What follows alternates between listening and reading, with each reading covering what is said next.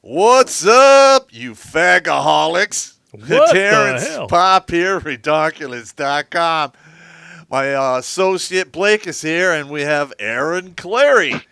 What's going Hello. on, guys? Yeah, I got to get Aaron over here on the screen. We have some technical Now, difficulties. let's get a plug All in. right, Blake, Let's you're get a a plug in professional. for him You'll real figure Tried to it quick. out. switch stuff up at the last minute, and I totally fail sauced.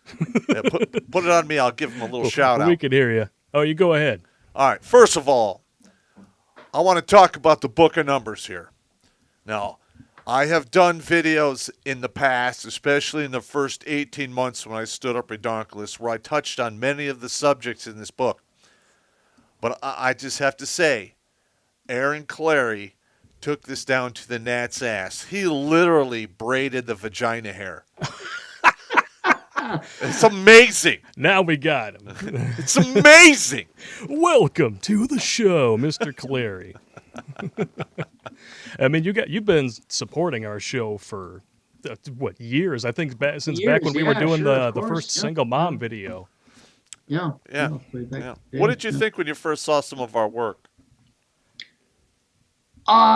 It was there's let's delineate between regular pop work and then the dark macabre original work that how you and Blake got to meet. So those are two Yeah. distinct categories. Like when you did the whiteboard and you started doing the math, I'm like, oh hell yeah! And that you could see your financial background, so I was completely. And then I'm like, and this is how I met Blake, and it's like dark, and I was almost gonna kill myself. I was living in an old squad car. I'm like, holy shit! Not only like it added authenticity to it, and but it was depressing as fuck. I'm like, oh geez, I'm kind of a douchebag. I didn't go to Iraq. I'm just this piece of shit. So yeah, that's how I ran into him. But I'm like, yeah, he knows what's up. So I'll go run ads with these guys. And because Blake is the responsible one between the both of you Hanyakers, I knew that I might actually get some freaking advertising out of you guys. Hell yeah. Yeah. I know. You know. Like, I say I don't sleep at night, so like I cook up all the crazy ideas. So, like, I'm working on one called "The Whore Dial Goes to 11." Hey, you're talking about some of my best dates, dude. I'm just I'm just saying, "Whore Dial Goes to 11." speaking of which, I think we both need to raise a shot. Oh yeah. This guy who gave us the homemade tequila. I'm gonna Yes. trust you. This is I'm gonna pour some of this. we have a fan named Blake who I actually he went out of his way to come and meet me while I was down in Texas. He drove his motorcycle all the way out to Abilene, and then he hands me Really? that, and I was like, dude, if this is urine, I'm gonna find you and I'll beat your ass because it looked like there was a hair floating in it and shit. And as soon as I cracked it open, I was like, okay, it actually smells like tequila. Unless he has tequila smelling urine, then we're just screwed, Well, figuratively and What are literally. you gonna do? All right, drink for you. I don't see nothing. I just got a picture of Blake with his thumb up. That's all I got. Oh, I'm sorry. Thought it would be processing our feed to you. Here we go. I'll figure something out. That's all right. Unfuck. That was actually pretty good. Yeah, Yeah, it was pretty smooth. Not bad. yeah. Blake actually makes this tequila himself. He didn't like pour it out of another bottle just because he's a cheap bastard and send us home with a bottle of Cuervo. He went on there, cut down the agaves, fermented everything, aged it in whiskey barrels, I believe, and then bottled it up. It's and not bad. It's pretty good. Yeah, Yeah, it's pretty good. I can make a margarita out of that, or Hell just yeah, drink it hell straight. yeah. It's pretty damn smooth. Sweet nectar. Sweet nectar. I'll see if I can get a feed going through to you there, Aaron. All right. So anyway, yeah. I don't know, man. Like a lot of those, like I started the very dark macabre videos in the beginning. I'd say. You think? Yeah. Just a little, just a twinge, Yeah. maybe, huh? I did those under Second Class Citizen. Second class idiot. Yeah, Second Class Citizen.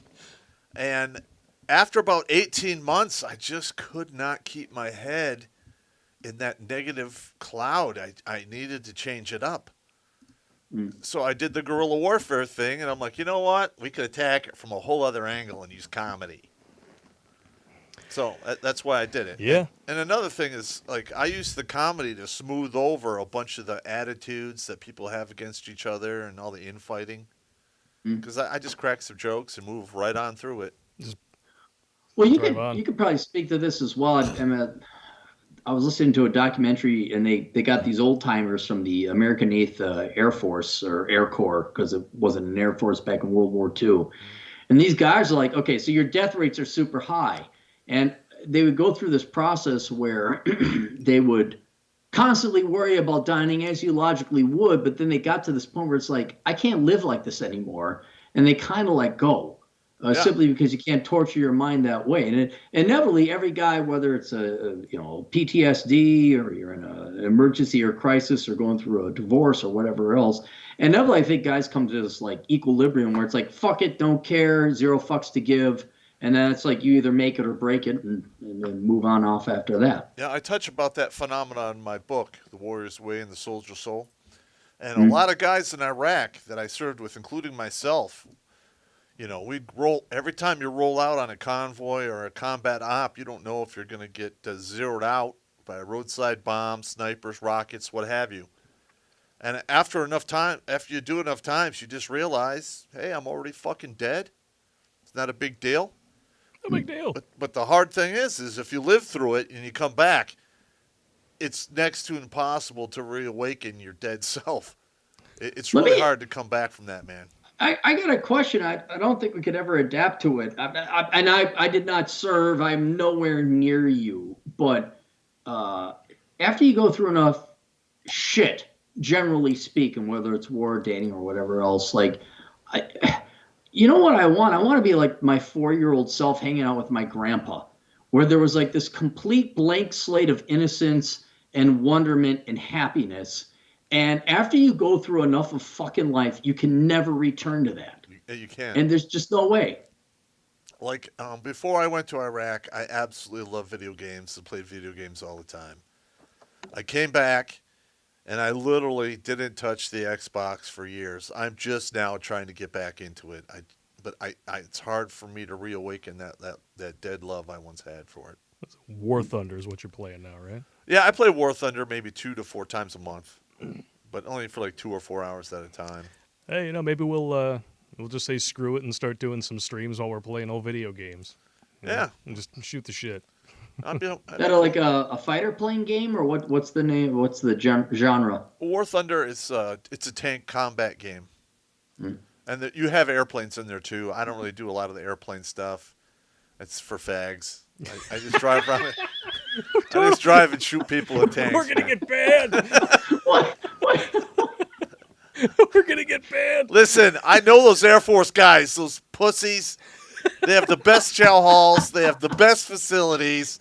They get the cool airplanes. They ride it. They have like everyone's issued an SUV per 2 dudes. It's just disgusting. Off we go into the wild blue yonder. I mean, even their fight song, it sounds more like a weak.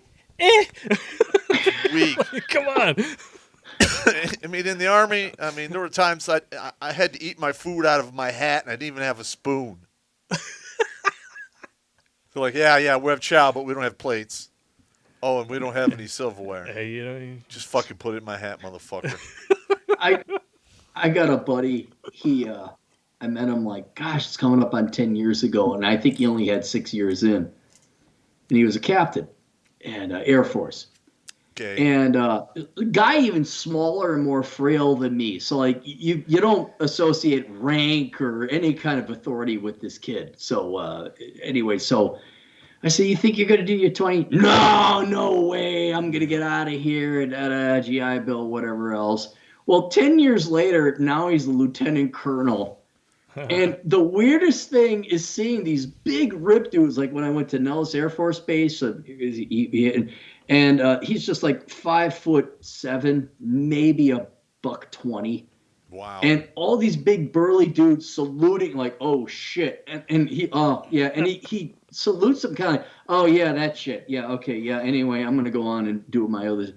And Now I'm kind of like, hey, you got 16 years and you're gonna do your 20. He's like, yeah, I got it. And they keep promoting him even though he doesn't want to get And here's the promoted. funny thing: is every time they promote you, you have to do an additional 3 years to retire at that rank. Okay, So they kind of fuck you by doing that.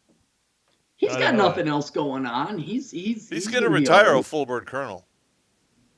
I guess, yeah. If he did, he's. I can't say what he's at because I don't want to identify him. But No. he's like, oh yeah, I'm in charge of this. I'm like, you're in charge of that? He's like, yeah. I'm like, holy fucking big ball sack, man. He's like, yeah. And it's like, okay, I guess I want the guy who completely doesn't care. He has like this total super weapon control, and he's like, whatever. It doesn't let it go to his head. Yeah. I was the same way. I didn't let it get to my head because that if you let it get to your head and you get a big head and it lifts you up in the air and you think you're like such a great person, the fall is horrible. Right. So I never allowed that to happen. I'd always be like, I'm just a dude, man. Just I'm a just a dude. dude. Well, let me ask you guys this. To this day, okay, because this is all bullshit. Let's just admit this. This is all bullshit. You and I have no fucking clue how we got here. Why we have the fans and the following we do. And we're happy. We're preciously happy and thankful for them.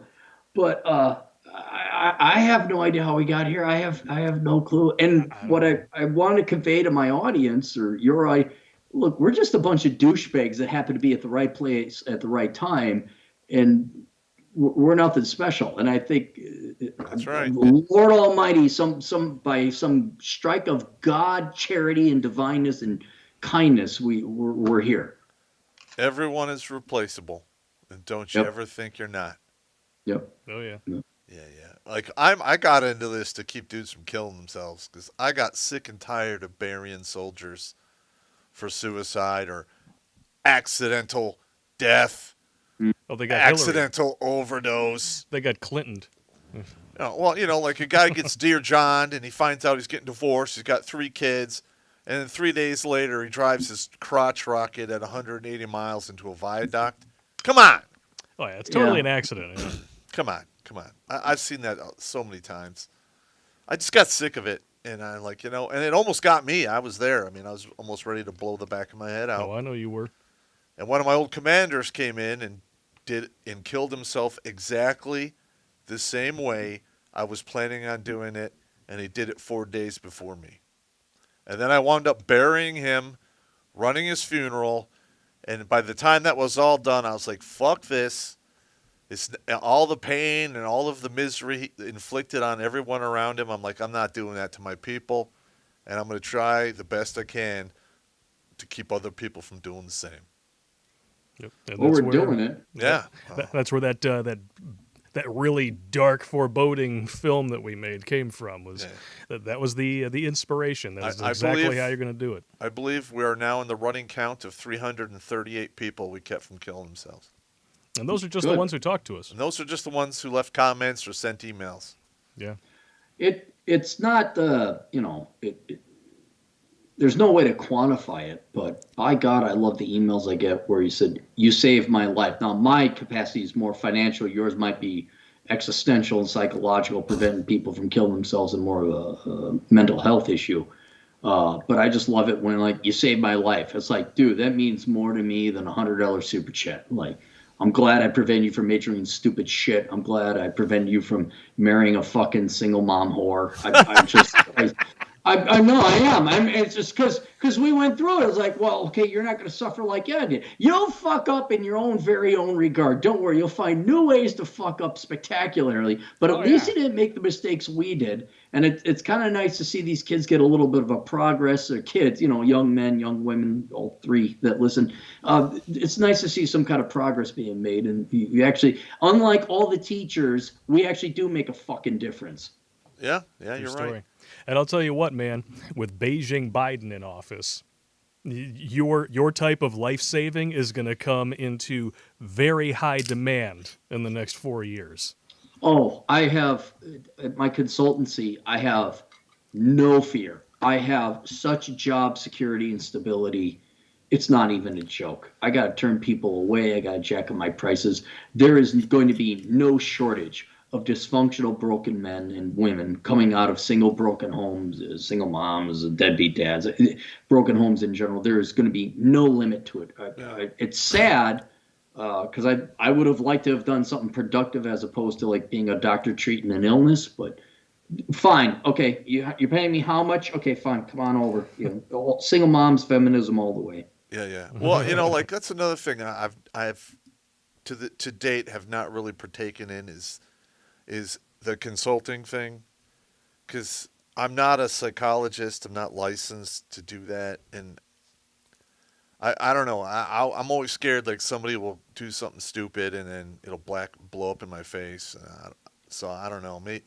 Maybe I'll do that down the road. I got to think about it. We're going to be throwing our hat in the ring with that pretty soon because administrative violence is getting expanded into a whole webinar. Oh, yeah. It's going to be fantastic. And, like, you guys out there, like, the first administrative violence is being, how to survive and fight in a corporate world, and then how to survive and fight and actually win.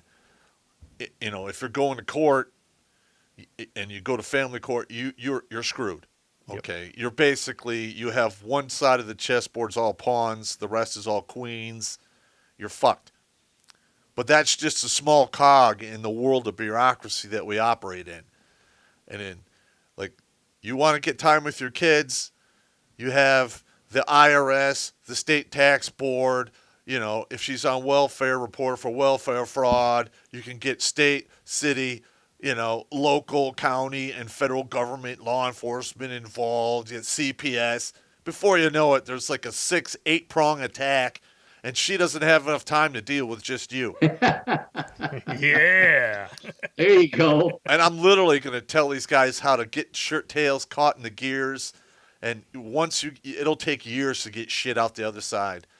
And I don't care if people like say, Popp, that's fucking unethical. I don't fucking care. Fuck that. People are dying because there's no of this. ethics anymore. No ethics anymore. Now, people are dying because of this. No, and what happened to you in court? Oh, yeah. I'm sorry, that was, if there's any word to describe the schlonging that you took, ethical's not even on the list. It's schlonging. Schlonging. Yeah. And, it's not the kind where they ask you for permission to stick the shocker in your booty hole. I got the slickery slack and the long dick on my back. You gotta laugh, man. You gotta laugh or you go crazy. Laughter is the best medicine. You go crazy. We're going to win, though, in the end. You guys know that, right? It's the long game. Because the long game, yeah. Well, because we decide who we marry. So at Well, the you end did. Yeah, I did. I married a whore, and I admit that, and I tell everyone that. I got it. Well, I she's fucked up. different, and she loves me. That's exactly it. She got nice jumblies. They're loves so me. good. And I admit that. But the thing is like most of the stuff I talk about on my channel are mistakes I made. Yeah. And I'd be like, listen, I did this, and this is what happened. Don't be me. Don't be me. Don't date a horse chick. For the love of God. We can do a whole show on that one, man. We did. Somebody actually did ask in the chat one night about my horse chick story, and one day when Wine Blake returns, maybe we'll get into that. Wine Blake. Wine Blake? Yeah. What's Wine Blake? Well, sounds gay as hell. It does sound pretty gay. I mean, it's very Crytanic, but no, it was. We were doing a stream here, it was the last stream before I left for Texas. And you had that bottle of wine that was on the verge of going bad. Yeah, there was a bottle of wine in there, and it's like if you don't drink a bottle of wine within like a week or so after you uncork it, it starts to go funky. So I was like, well, this is going to go bad while I'm gone. So I started just drinking it right out of the fucking bottle. Like two-thirds of a bottle. After about a half an hour, everybody's like, dude, I like Wine Blake. Wine Blake's on it. When are we going to get him again? Your asshole dial was turned up that day, Yes, my brother. it was. Yeah, Chrome Dome Omega's in the chat. He's like, yeah, Wine Blake was fun. Thanks for tuning in tonight, guys. We got 731 people currently watching, tuning in for... Really? Oh, yeah, tuning in for Cappy and for Popp. So thank you all for tuning in. And, Popp, I forgot something. I got something for you. Oh, God, don't know. Well, it's just Here good we manners. go. What is this? It's just good manners. This is from Polska Bob. What a dick. Oh, it's a penis. Wow. God, this stuff is some nasty ass bastard. It's like a I gotta bottle get that rock for in my a dick. girlfriend. That is awesome. That is. Oh, come on. You got to take a sip. Nah, man, I'm not doing that. Nah, I can't do it. Listen, I like foo-foo drinks, and I hover just below homo confirmed. I have to be very observant that I don't go over the limit. You know what I'm gonna do? One day I'm gonna give you a foo-foo drink, and I'm gonna hide it so you can't see the dick until you get to the bottom, and then you're gonna be like, "Oh my god! Not only was it a penis, I was sucking out of the wrong end." Yeah, actually, I want to find a guy to build the homo suspicion point gaydar using math app. Oh yeah, that'd be good for bars. Yes, it's a bar fun app. You ask your buddies, "Hey, do you like this? Do you like that?" Well, you got 14 You're homo gay. suspicion points. Two more, you're homo confirmed. And then you can send it out to all his buddies.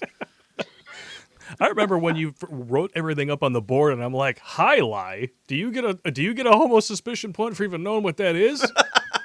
Yeah, I don't even know what the hell highlight was. Highlight, ain't that the Miami Vice thing? That's like where they at have the that intro? curved hook. They throw that ball Sure. over 200 miles an hour. Well, that Yeah. sounds kind of cool. It'll actually. fucking kill you if it hits you.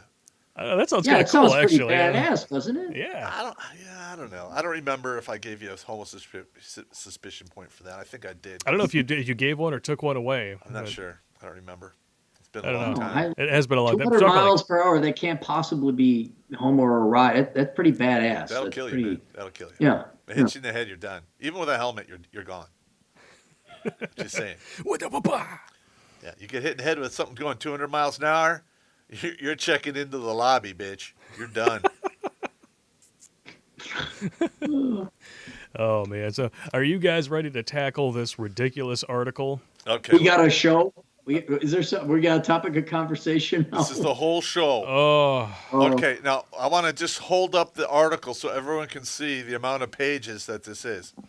it's Yeah. 12 pages. Yeah, Minus, well, it'd probably be 11 if you took the gigantic couple pictures out of it. Yeah. I don't know. If you take a look at mine, I mean, you probably can't see it, but mine is covered in notes.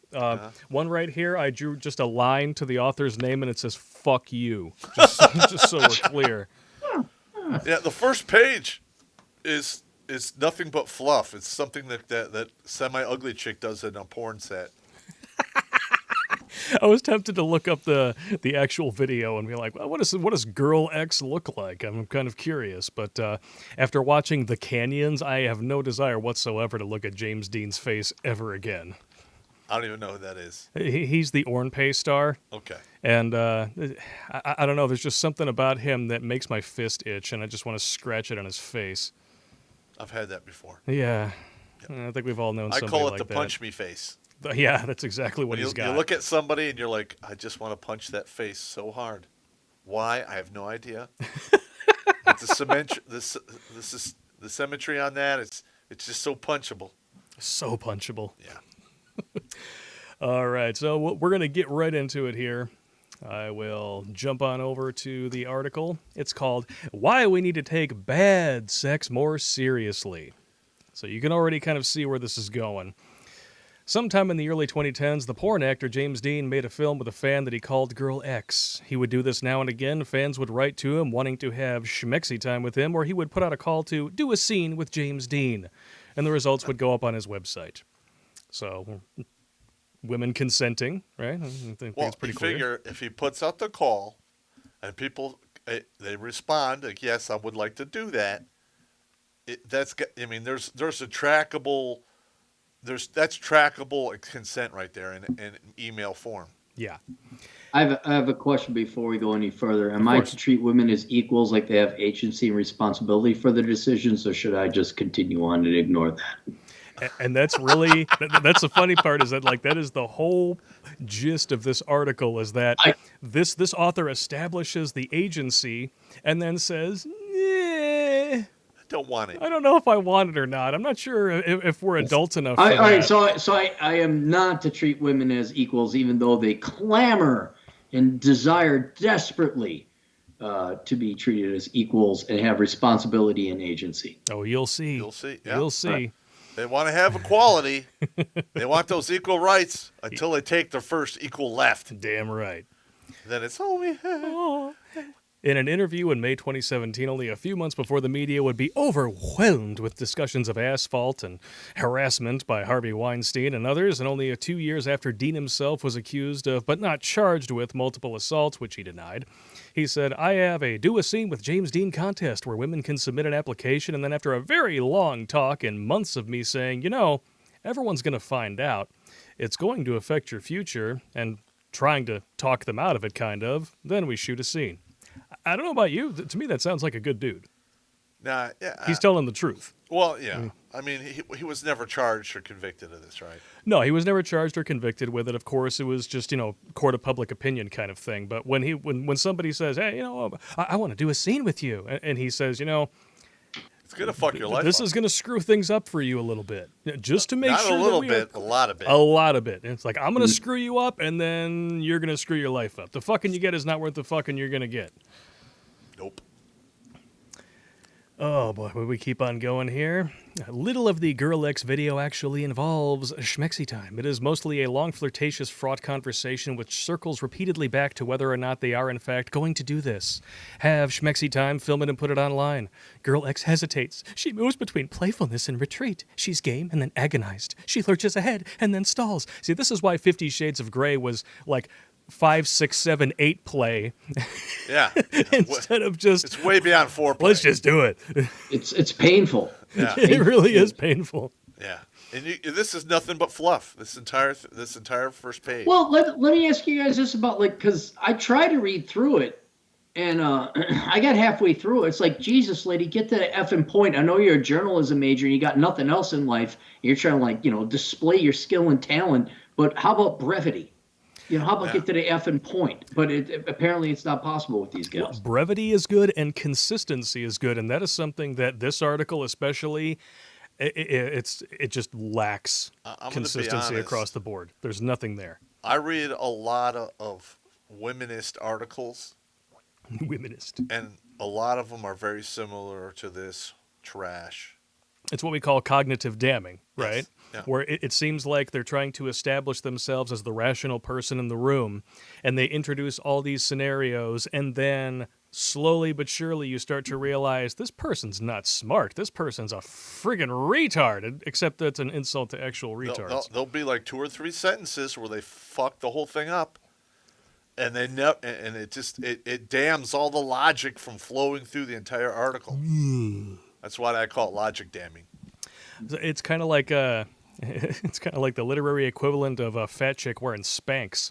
You just want to try to coagulate all the fat in there so that it looks like it's an hourglass, but really, as soon as she cuts the seam on that thing, it just all spills out. That's so nasty. I know. I'm glad that I put that image in your head. Moving on. Let's see. She lurches ahead and then she stalls. She's torn, reflexive, and self-questioning. She thinks her dilemmas out loud, and Dean tries to follow along, kind of like we're doing right now. She presumably wants to do a scene with James Dean, but when he opens the door to her, she appears to lose some nerve. She walks into the apartment dressed in PVC leggings. What, like the piping? Yeah, I don't know. That's just that's probably one of those crazy lingerie things that only exists to tease a guy and have no actual purpose. Like, are we, in a pinch, like in Texas, you get a nice freeze, the pipes in your house break, you can take some of these leggings and just rig some shit up so you can drop a deuce in peace? Maybe. I don't know. Just asking for a friend. I myself am just like, get naked. I don't care about that. You don't have to wear bustiers or any of the fancy shit. Your birthday suit works for me. Yeah, that's how I was, man. I can't disagree with you more. I need the bustiers and the frivolity. I need the pomp and circumstance. I love it. Love it. Absolutely love it. You like the écolatage, huh? Yes. Oh, yeah. It's like the more frill, the better. Yes. Put on dance for me, little monkey. Dance. Yes. All right. I like it. Dance, monkey, dance. Dance, monkey, dance. We should make a T-shirt like that. A pinned-up silk cream blouse with black detail. Our gaze is behind the camera with Dean filming her. I love there's somebody in the comments saying, move on, Blake. I'm like, hey, I'm just reading the article. This isn't my fault. Yeah. And paces around in agitation, laughing a high-pitched, nervous laugh, saying, oh my God, oh my God.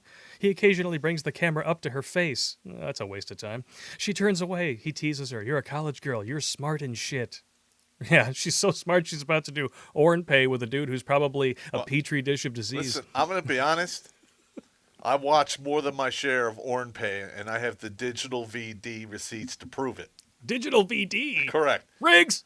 Now, I watch, if there's like, if it's all just close-ups and there's no face or anything, I can't watch it. Yeah. If they're speaking another language, I'm done. That just doesn't do it for me.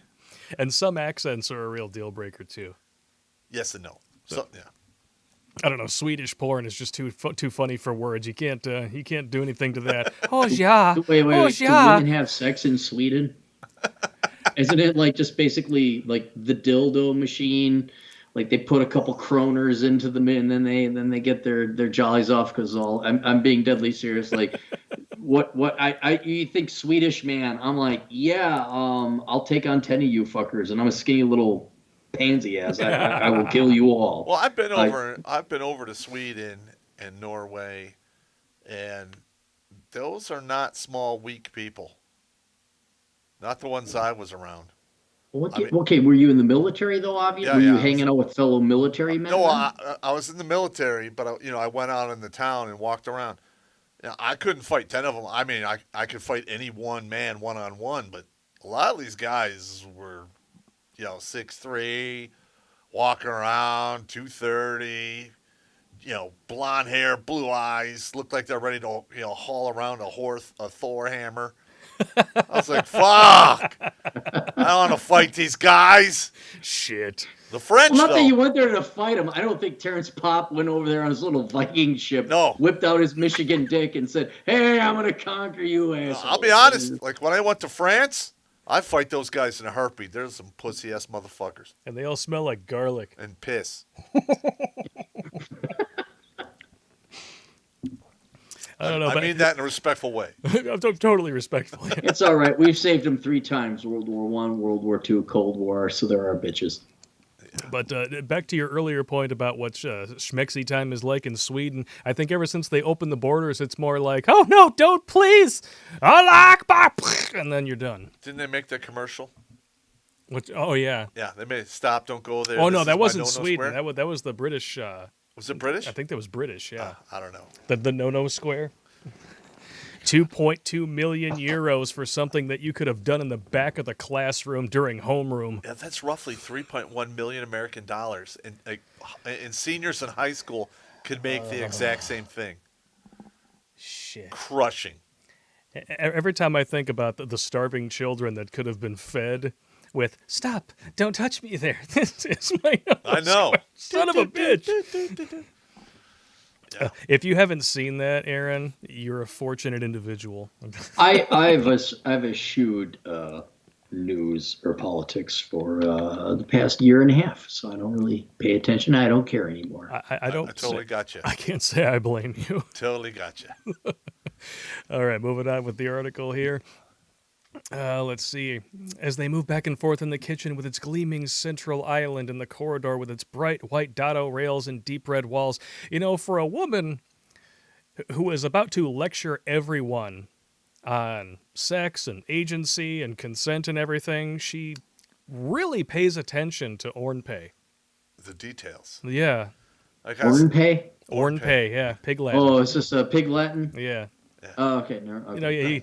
He got to skirt the algorithm somehow. I'm a slow guy from Minnesota. Just help me out here. Minnesota. Guy from Minnesota. Hey, it's all good, man. Minnesota's the home of Mystery Science Theater 3000, so winning for you. Yeah, and that's about it, because the rest of the place is a shithole that needs to be nuked from orbit. So. Oh, yeah? Where are you living at now? Oh. I live in a suburb called Afton, which is right on the border between Minnesota and Wisconsin. It's on the St. Croix River. I don't know how familiar you are with the geography, but I sold my place in Minneapolis 20 years ago. Good plan. Yep. And then my neighborhood bar was called the Hexagon Bar. It was great. Just like degenerates like you guys would go there. It was wonderful. We all belonged. and that got burned down because of some joggers, and let's not also some self-esteemed white preppy kids from the suburbs who went to the University of Minnesota, so they burned that down. But then I bought a place in White Bear Lake and capitalized on that, and now I'm moving off to South Dakota. But but in the meantime, until my house is built, I'm living in Afton. That's awesome, bro. Yeah, that's cool. Yeah. That's some good shit, man. Yeah, They didn't burn down. now. They didn't burn down any bars or anything yet in Afton because I don't know. People like each other over here. They're law-abiding. And people might show up in their front yard with guns and go, "You better get the fuck out of here. Shit's gonna get real." A little bit. Come out and find out. Yeah, be stuffing some boxes. just come out and find out. You go burn your own shithole neighborhood down. And that's what was great. It's like they just burned their own shit down. I'm like, okay, don't care. No, I don't care either. I'm going to skip some paragraphs. Yeah, Is everybody cool with that? Yeah, I'm skip some paragraphs? Okay, because this next one here is just like, you know what? Shut up. She just keeps talking Why about do we this. need to know about this? Just show us the video if it's that damn important. Yeah, she keeps going on and on about this girl X. Okay. When Girl X expresses her ambivalence, I want to have sex with you, she says, but I don't know if I want to show the world. He is receptive. You don't want to be slut-shamed, he says. She carries on, like she says, adopting a blokey voice. I saw you do him. Why don't you do me? This is not an entirely paranoid thought. One of the accused in the 2018 rugby rapé trial in Northern Ireland, on entering the room after two other men performed sex acts on the plaintiff, asked her to do it with him, and when she said no, he allegedly replied, You did the others, why can't you do me? A woman's presumed desire, even just once, for one man makes her vulnerable. Her desire disqualifies her from protection. Once a woman is thought to have said yes to something, she can say no to nothing. Now, before we get to the absolute bullshit, let's just point this out right now, because we brought this up right here. There was a ban on the trial that was lifted specifically because the pair was cleared of all charges. Yep. And several charges were actually dropped before the trial took place because of DNA evidence exonerating the accused. And they went ahead with it anyway. Shocker. Yep. And you know what? I mean, to keep in the future, we need to repair our legal system so when prosecutors do this shit to people and the person's found innocent, that prosecutor's career should be over on the spot. I agree. But what really cracks me... I'm sorry, go ahead. I was just going to say good luck. I know. What really cracks me up about this particular paragraph is that, when she gets to, like, a woman's desire makes her vulnerable. Like, that's not true of everyone? Yeah, I know. I mean, especially now in the age of simps on Twitch. These dudes make their desire known. It immediately turns these women off. Yeah, I know. Like, vulnerability when it comes to expressing your desire to get with somebody is implied. Right from go. When I was younger, I went out with a lot of real hot women who led me around by my penis. Yeah. Get over here. I was an idiot. I was a dick thinking idiot. Hey, we all were. We've all had our moments. Yeah, you can't beat yourself up for being 24. I mean, Nah. Yeah, I know. But still. Yeah. Those titties were so nice. Mouth watering. Mouth watering. Yeah. What size are we talking? Were they hangers? Did they spring out of the bra? They Give were us the some springers that details. stood out straight. Straight. And they belonged to Perky. blondes, Mexicans, and redheads. Did they And stay? you wonder why you had trouble with women. Yeah. I know. Did they stay equally perky when they were chasing after you with the baseball bat full of gutter nails? The Mexicans did. I love it. You're looking behind you while they're chasing after you with just bloodlust in their eyes. You're like, oh man, those titties still look good. I'm going to miss those tits. Son of I'm a fucking bitch. out of here. One last look before I leap to freedom. Oh! Dude, that was definitely a weird day. It was a weird day. Yeah. It really was. You could This see it in this his is eyes. Wonderful being sitting in on this. This is great. This is like, hey, a day in the life of Popp. Yeah. Mexican titties. That was the Mescal. That was the reminisce. Mescal day, and Mescal should be called "Chased by a Mexican with a bat full of nails." Ah. The new name for Mescal. I'm glad I dated Asian girls that were in the engineering department back in college. They were a little more safe. They could build something that could fuck you up. Yeah. If they had that Pretty funny. maliciousness in them, yeah. Just like just send a robot to your room in the middle of the night. Hey, You just hear the servos going in your sleep. You're like, "What the fuck is that?" Oh, ah! Catch it just before it cuts your nuts off. hey, the Russians are doing it. They're building whole brigades of combat droids. Literal Russian bots. Oh no! What will the Democrats do now? No, I've seen some of this stuff. It's pretty fucking scary. Oh, sweet nectar. Moving on here. Move on. We went off in the weeds. We'll probably never know what happened after Dean turned off the camera. What happened in the breaks between the filmed sections, what was edited out, what conversations we didn't overhear, what sex we didn't see. Who cares? It was all vowels anyway. Yeah. We'll probably never know what Girl X made of the allegations against him or whether there were things that day that made her uncomfortable that caused her sorrow or anger. But if she still went through with it anyway, does it really matter? No. Just asking for a friend. Oh, goodness gracious. I mean, I'm getting sick and tired of the whole Me Too thing where they accuse somebody with no proof and they want everyone to crucify this motherfucker. Well, that is one silver lining, I think, to this article is that anybody who actually has the patience to read it through is going to realize that this is the death nail in Me Too. As if, Tara Reid's allegations being completely glossed over by the Democrats, and especially like the founder of the Me Too movement who said that Kavanaugh, could never be on the Supreme Court because no man can do this and be held and, be accountable in that way. But as soon as Biden was accused, well, he can be accountable and electable. Yeah, I'm sorry, what? absolutely correct. I mean, Me Too has been dying almost since it started. I'm going to be honest. If I was working in corporate America, I would not work with women. I wouldn't do it. Wouldn't have them in my office. I wouldn't take meetings on a one-on-one basis with them. I won't tutor. I won't mentor. I'll have none of it.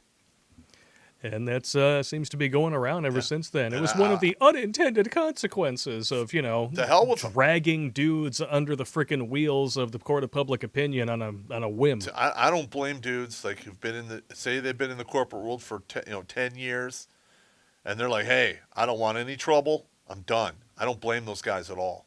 No, neither do I. If you guys want to read some horror stories about that, a colleague of mine, Randy Bentwick, wrote a book called The Pence Principle based on Mike Pence, and it was due to the Blasey Ford Kavanaugh thing. He's got two boys, and he's like, I am done with this shit. And he just came out, and he did some research, and it's a very, very short book, but it's very instructional. But you read through some of the case studies, you're like, holy crap. Like, it's just...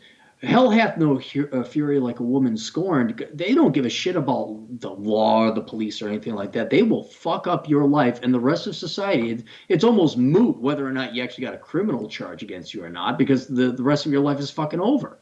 Yeah, you're fucked. Yeah, there is no getting away from that kind of an accusation once it goes public, which is why most of these women don't actually do criminal charges. They just drag you in front of the media, and then that's it. Yeah. No, because they know there's no crime that was committed. Yeah. Yep. They can't prove it. Yep, you need proof. Allegedly. Allegedly. God. Let me see here. What else we got here? I don't know Girl X's story, but in the film I see the painful and familiar experience of being pulled in different directions, of having to balance desire with risk, of having to pay attention to so much in the pursuit of pleasure. What a bunch of bullshit. Is it It's a bunch of word salad trying to, to garner sympathy. Well, look in the dictionary between shit and syphilis, and that's where you'll find it. I mean, isn't it...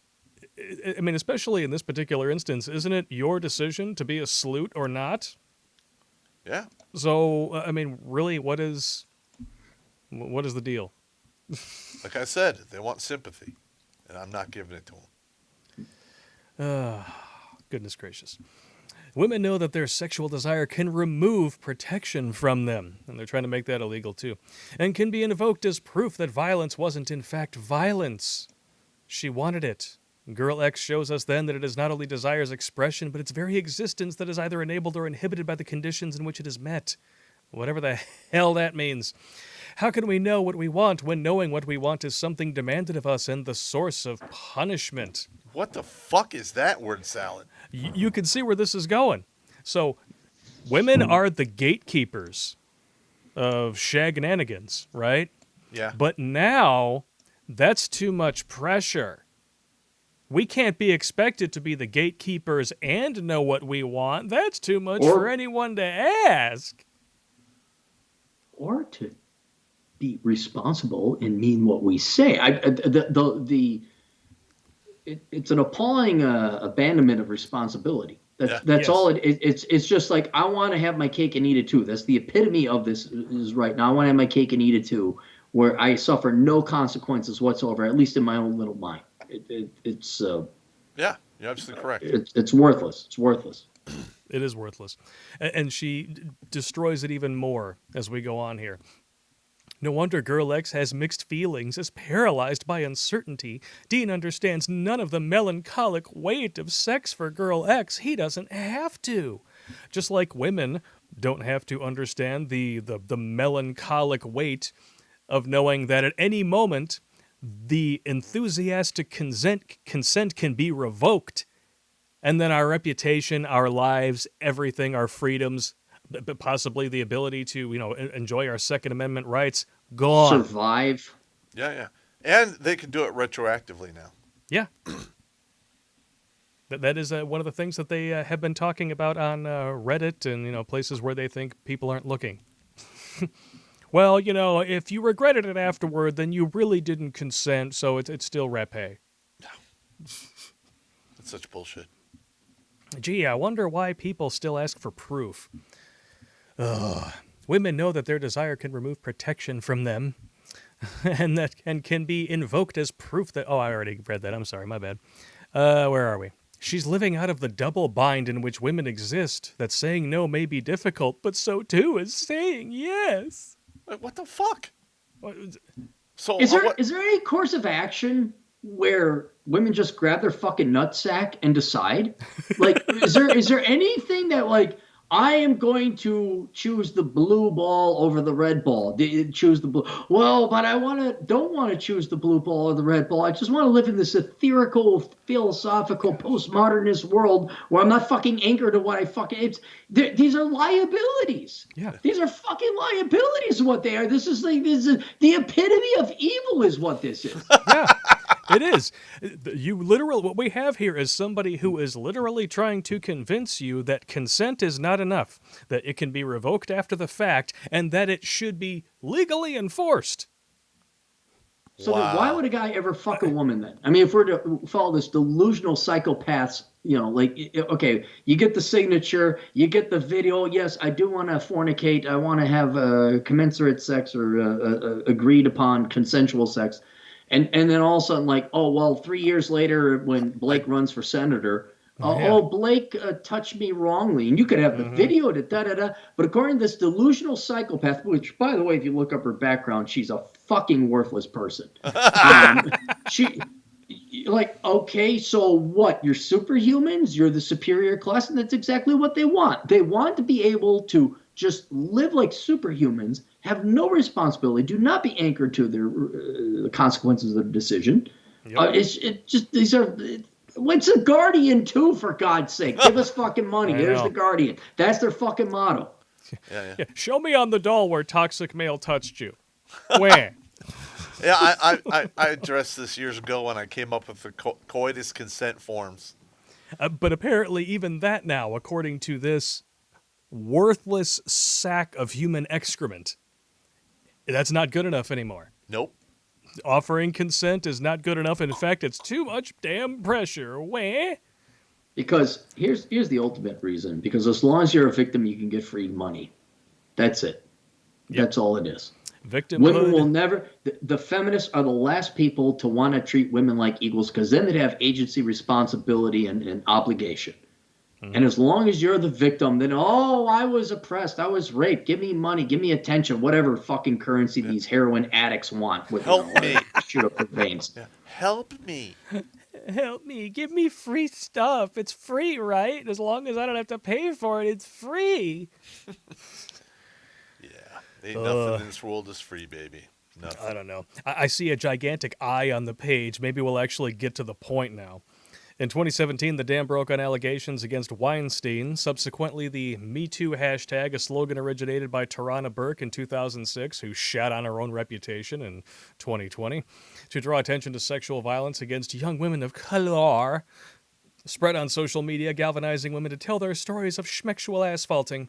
Widespread media coverage ensued in the following months, largely about abuses of power in the workplace, and in this environment, the act of speaking out about your experiences was taken as a self-evident and necessary good. The way she's explaining this is there was an S&N camp on every fucking corner in corporate America. Yeah. It's not the case. Not the case at all.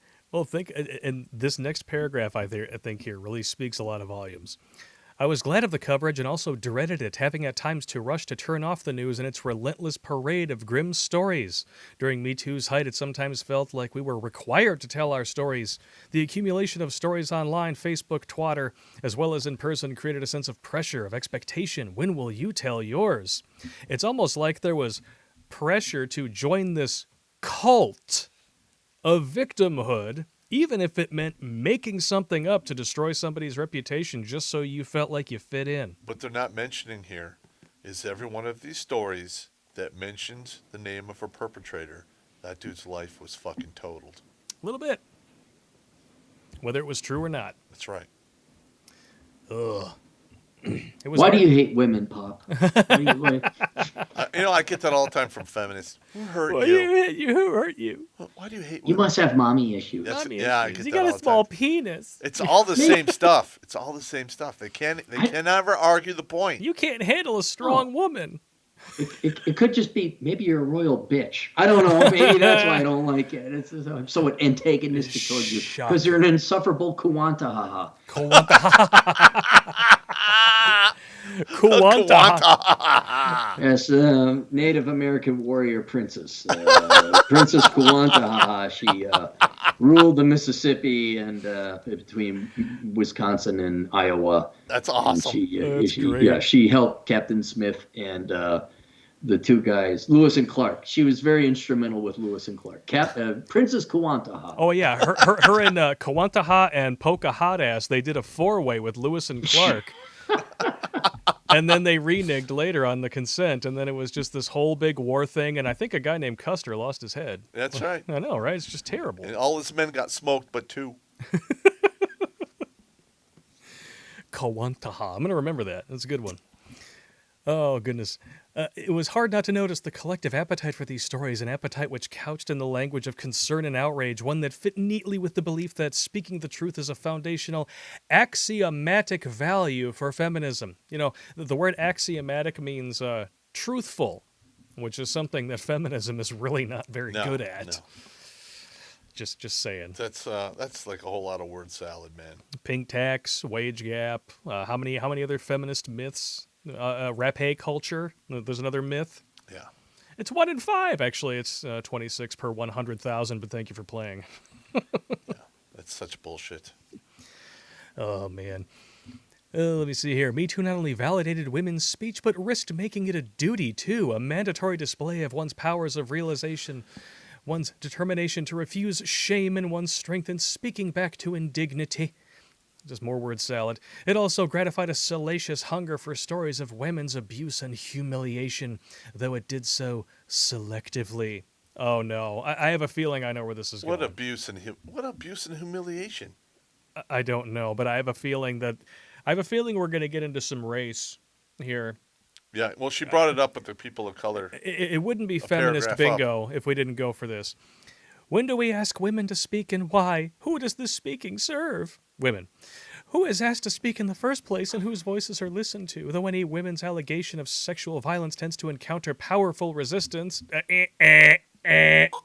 Sorry, I'm sorry. I gotta throw the bullshit buzzer on that one. 5 yards, and I want a new first down. I'm sorry. Powerful resistance What? I have no idea what they're talking about. from who? Yeah. Asking for proof of an allegation before you drag somebody's life and reputation through the mud is not resistance. No, it's logic. It's a logical process. You have an allegation, you bring it forward with proof, and then the authorities take appropriate action.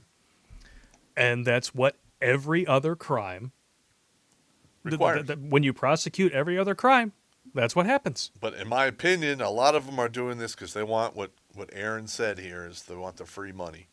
Money. And attention. Do not forget attention. Oh, yeah. Or vengeance or revenge. Like, you're the hot guy that scorned me. I mean, I've had that happen a couple times. That in our day, it was our tires got slashed. Nowadays, it might be a false rapé accusation. Can you imagine we never lived in the day where you're like, whatever happened to the good old days? I just got my tires slashed. Like, what Those are the simpler fuck times. is going on here? This is bizarro world at its best. Wow. Wow. That's funny. Ugh. Oh, here we go. Oh, man. so going to Wealthy hell. white women's accounts. I knew it. I knew There we were we heading go. into racist territory. We're privileged during Me Too over the... Okay, so let me get this straight. We are supposed to be believing all women. The person who wrote this believes all women, right? Uh-huh. So at what point is somebody who allegedly got repaid more privileged than someone else who did? Yeah, that's nuts. I think she's tipping her hand a little bit here because the whole idea is definitely victimhood equals money. Amen to You that. nailed it. That's all it is. That's all it is. It's a way to extract resources, whether it could be something as petty and simple as attention, Yep. which is like the lifeblood of many young women today, unfortunately, or money. Yeah. That's all it is. I mean, I don't know. Maybe they should go find a husband, get married, and have some kids instead of like fucking ruin people's lives. But I don't know, the power trip and the lack of any real genuine value or agency or purpose in life. I guess that's what, the Emma Solkowitzes of the world do. Yeah, and they could do this. And Right there's- before they make a porn or pay. Yeah, they could do all this, and there's no repercussions. Yeah. There's no repercussions whatsoever for these So false they have allegations. a free hand to do whatever the fuck they want and fuck the rest of the world. Man, I'm using the fuck word a lot. Well, this is one of those articles that get you spun up. No, this is like a time where we need to come up with a word that's even worse than fuck. I don't know if I can bleep everything in real time. I don't know. I can try. I like How about slut, flip? Slut. Flip sounds flip Gunt. gunt. is Gunt. Kuantaha. There's your word. Kuantaha. Wantaha. We got to come up with something worse, man. Oh, man. It Slag. has to be Slag. one syllable. It has to be one syllable, so it's punchy. Yes. Or at least it has to have some kind of a K in it, or some kind of Drac. some kind of like really hard consonant, to make sure that Yeah. we really hit it. Yeah. Ah, Quant. There we go. quat. What a quat. You quat. Goddamn quant. Get your ass back to Wall Street and program your fucking models. Oh, here we go.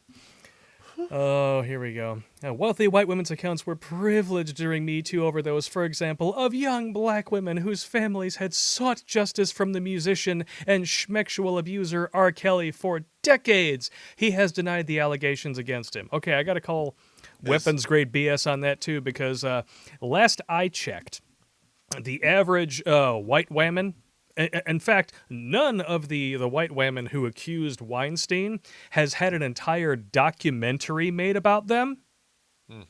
Go ahead and look up Surviving R. Kelly on IMDb. I rest my case. Yeah, but, I mean, the thing is where's the proof? Yeah. There's no proof. If he's denied it and there's no evidence, I mean... So he's denied it for decades because there is no fucking proof. There's no proof. I mean, there's a really hilarious Chappelle Show skit I will say that. I love the dolly shot, when it goes by him and he's hosing these chicks down, and all of a sudden it goes by this huge barrel and it says R. Kelly's urine on it. I'm going to pee on you. Whatever, man. But hey, a great Chappelle Show skit does not truth and reality make. No. They're still funny as shit. Yeah, even if he is kind of a prophet, he's That dude's a genius. he was talking about reparations and lampooning that shit and black white supremacists and stuff like that all that 15 years ago, and now you got Kanye West and Candace Owens and Enrique Tarrio being called white supremacists. They're not even white, and now we have it was a city in Illinois that wants to give reparations. I'm like, what? Hey. That's going to blow up in their face. Holy jumping shitballs. Oh, here we go. Studies show that black women reporting crimes of sexual violence are less likely to be believed than their white counterparts, with black girls seen as more adult-like and sexually knowing than their white peers, and that rape convictions relating to white victims lead to more serious outcomes than those relating to black women. Not all speech is equal. Okay, now, one thing that you will notice in this paragraph right here is that R. Kelly is hyperlinked. You see, if I click on this, it'll take me to another article or another source. What is missing from this picture? There's no sources. There's no sources here. That's right. I mean, if this was quantifiable, you could hyperlink to it and say, here's the stats. Yeah. We do that all the time. Yeah, feminists love to do this. They love to talk about studies that are really just surveys talking about how people feel the justice system treated them in any given situation. Give me a break. Well, and I'll tell you this, being an economist, there's no veracity left in the social sciences or psychology or anything like that. These studies cannot be repeated.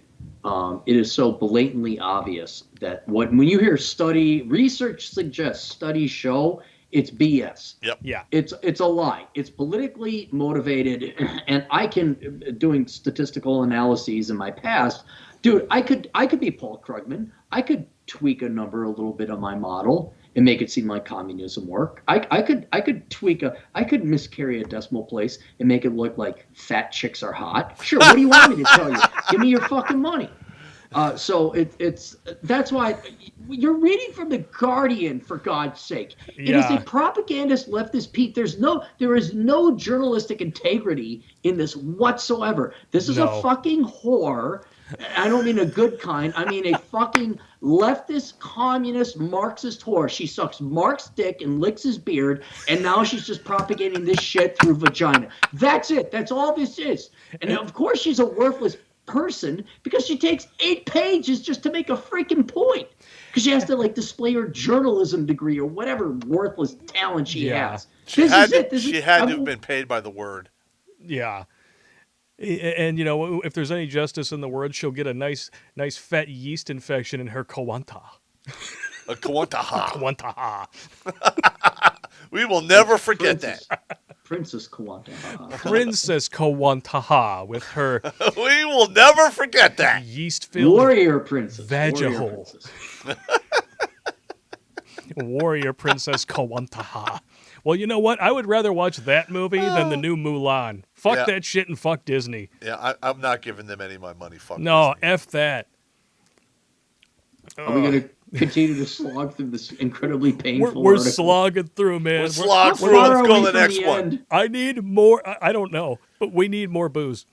Yeah, I know you're sober, Cab, but it's all good. I'm at booze saturation right now. Oh, One more shot. You're going to drink more. I'm going to make I'm going to you. be slurring. Yes, you are. I'll be sleeping on your couch. Hey, there's room. In recent years, 2 requirements have emerged for good sex. I'll switch to Stewie for you guys. Consent and self-knowledge. In the realm of sex, where the ideal at least of consent reigns supreme, women must speak out, and they must speak out about what they want. They must then also know what it is they want. And let me guess, that is just too much to ask. You know what? Bitch. I'm going to be That's the honest. best Stewie impersonation I've heard, man. Yeah. That's awesome. I like women that tell me what they want. That keeps me from doing all of the hunt and peck and the and the all of the lab work that takes to get to know what's going on. Yeah. Listen, if they know how to flip their own dials and pegs and switches, tell me how it's done. I will copy that. Yeah. I mean, Otherwise, you're getting 5 dick. yeah, because you don't want to you want to go for the shocker with Princess Kowantaha and then wind up in jail. Listen, if I'm with this chick, I mean, and I know I'm only going to be with her for a few times, and she doesn't tell me what she likes, she's getting a 5 dick. It's mediocre dick. It serves my own purpose. Wham, bam, thank you, ma'am. I'm on my way. Sorry. What was that? It's just right in the middle of the bell curve, baby. I don't know what to say. I'm just You got 5 dick. next time, tell me what you want. Yeah. You tell me what you want, I'll knock it up to 8 dick for you. That's about it. I mean, Fing Fang always made it sure that I knew what to do with my swing swang. I'm just saying. How you doing? How you doing, you bastards? Oh, let's go back to the article. Oh, yeah. Oh, shit. In what I'll call consent culture, oh boy, Here we go. the widespread rhetoric asserting that consent is the locus for transforming the ills of our sexual nature, women's speech about their desire is demanded and idealized, touted as the mark of progressive politics. Know what you want and learn what your partner wants, urged a New York Times article in July 2018, promising that good sex happens where those two agendas meet. And she goes on here. And I think she's crippling her own point. This rhetoric is not entirely new. Feminist campaigning has focused intensely on consent since the 90s, provoking in the process much agitated commentary. Rachel Kramer Bussell wrote more recently that, as women, it is our duty to ourselves and our partners to get more vocal about asking for what we want in bed as well as sharing what we don't. Neither partner can afford to be passive and just wait to see how far the other person will go. This injunction to women to clearly know and speak their desire is framed as inherently liberatory, since it emphasizes women's capacity for and right to sexual pleasure. Well, listen, I would really appreciate it if they would just tell me. I agree with that. I agree with all of this. Just tell me what you fucking want and shut the hell up. I think the reason why I agree with all of this is because she is citing other sources. What I dread is that she is going to go into a convoluted bullshit explanation as to why none of this is good enough. Okay, I think you might be right here. I mean, because... But at the same time, like I said, I think she's torpedoing her own argument, because when you lay out stuff that sounds so intrinsically logical, and then you try to say, well, that's not good enough because feelings... Yeah. Does that really Have sit you well met with anyone? feminists? This is new to you? No, it's not. I'm just saying. I don't even talk to them, really. I ignore them. Yeah. I walk by them like I was taking some classes at OCC, and there were some bitches holding up signs about some stupid ass shit, and they're like trying to involve me in their insanity, and I'm like, no, thank you. I'm all stocked up on stupid bitches right now. Yeah, I've used up all the time that I have budgeted this week for banging my head against a wall. You can make an appointment with my secretary, who's under my desk. Oh, man. Somebody said something about Elmer Fudd, so hey, whatever, I'm game. Well, let's give it a shot. Progressive thought has long cast sexuality and pleasure as stand-ins for emancipation and liberation. It was precisely this that philosopher Michel Foucault was criticizing in 1976, and the will to acknowledge when he wrote that tomorrow sex will be good again. He was paraphrasing sardonically the stance of the countercultural sexual liberationists of the 60s and 70s. The Marxists, the revolutionaries, the Freudians, I suck at Elmer Fudd. All those who believed that in order to be liberated from the pest's moralizing clutches from a repressive Victorian past, we must finally tell the truth about sexuality. What the hell? So this is a bunch of word salad. We've went through the sexual revolution in the late 50s, 60s, and 70s.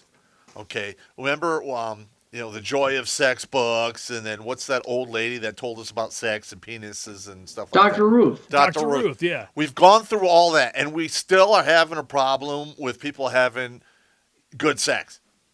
If it hasn't been fixed by now, it's not going to happen.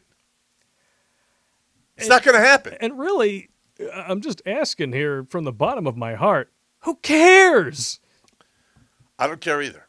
I don't. I mean... A good question would be have you guys seen her? Gal that wrote this? Who? No. Actually, you Okay, know well, what? I look have. look up her background. I mean, I know this is kind of like the short circuit, but I always look for Occam's razor. She's an ugly fuck. She's old. She's fat. No one would fuck her. Catherine And I'm being Angel. serious. Like, what did you expect from the Guardian? And, oh wow! Hey, and by the way, Blake, Yeah, this may be a shocker. Thank God you're sitting down. She's there old she and is. ugly. So when you look her up, don't be shocked. Okay, She obese. She is. she's not obese, but she definitely needs to lose Yeah, about 50 pounds. yeah, she is post wall. That is for sure. So she's opath. She's or she's obeef. Yeah. Right. Old, I mean, bitchy, entitled, expensive, and fat. but here's my larger point with all this. Have you guys like gone through her profile? This is what I like to do when an idiotic, a truly stupid article is written. The news is not about what they're writing about. It's about the person who's writing it. No, so first off, you're on the Guardian, and they're Yeah. like begging for money because they're fucking perennial money losers, so no one really wants their shit. Then you look at this Catherine Angel, undergraduate degree in philosophy, earned a PhD in the history of psychology and sexuality. So you're a fucking worthless government tit sucker. This is a no one. And then Popp, you got a doctorate, or I got a doctorate, or Blake, let's say you got a doctorate. Don't you think there'd be some prestige, like you'd be somebody? Then you go and you look at her like Twitter, which isn't the end all be all. She's only got 7,000 followers. Shocker. All right, which me alone, let alone Popp, you alone, dwarf this person in terms of influence. And who's going to, right now, there's more people listening to us than reading this worthless Bince article, giving it even the time of day. And then you go to Amazon.com and you look at her article, her books that she's written. Tomorrow There Will Be Sex, one review. The Unmastered Book on Desire, 49 reviews, 3.5 stars. And that was like written, hang on, let me look at this. This was written 8 years ago. Wow. So 8 she's had years 2 ago. books in 8 years. And that was the point. I'm like, we can read through this truly worthless person. I do mean that. I hope she's listening. You are a worthless person. Please go for a nice long walk. Off a short Up pier. a short ass in Minecraft. Just go away. Minecraft. Nice long walk. Don't come back. All Yeah. right. But it should be empirical to people now that just because you're on the New York Times or the LA Times or the Guardian or the BBC, when you look at the actual people writing this shit, they are fucking nobodies. They are fucking worthless. They might as well go for that long walk and not exist. And it's just, and this is going to be like, she's probably jilling herself off right now. Oh, I got published on the Guardian. I got published on the Guardian. Oh, look at me. She is bankrupt. She's insolvent. She's got effing nothing. She has to beg the United Kingdom government so she can get her grant money or whatever so she can teach worthless psychiatric, sociological crap. And her books fucking suck. This is nobody. Dude, there's no mercy from you, man. No mercy. No mercy. I like it. No one's going to remember Catherine Angel. You know who they will fucking remember? Terrence Popp, Blake Kleiner, and Aaron fucking Clarey. And by God, we actually do change people's lives so bad. This worthless bitch why? Why? We're giving her more attention right now than she ever deserves. More. In her whole I mean, career. it's negative, but this is the most traffic that article has gotten because, oh, wow, women oppressed, men bad. Holy shit, you took 16 pages to write that shit, lady, and it hasn't been written before? Like, how fucking common, how fucking NPC do you have to be? There's a worthless person. There's not a fucking brain cell. I could have a computer program generate this article. Yeah, I got it. Men bad, women free, and always oppressed, and not their fault, and no responsibility or agency. Yeah, got it. Okay, it's been done. Now, I would love to see suck that. Noam Chomsky's dick and get the fuck out of my face. I'm totally with you on that. Like, especially from the Guardian. Holy shit. I mean, they've had, what do they got? Jessica Valenti.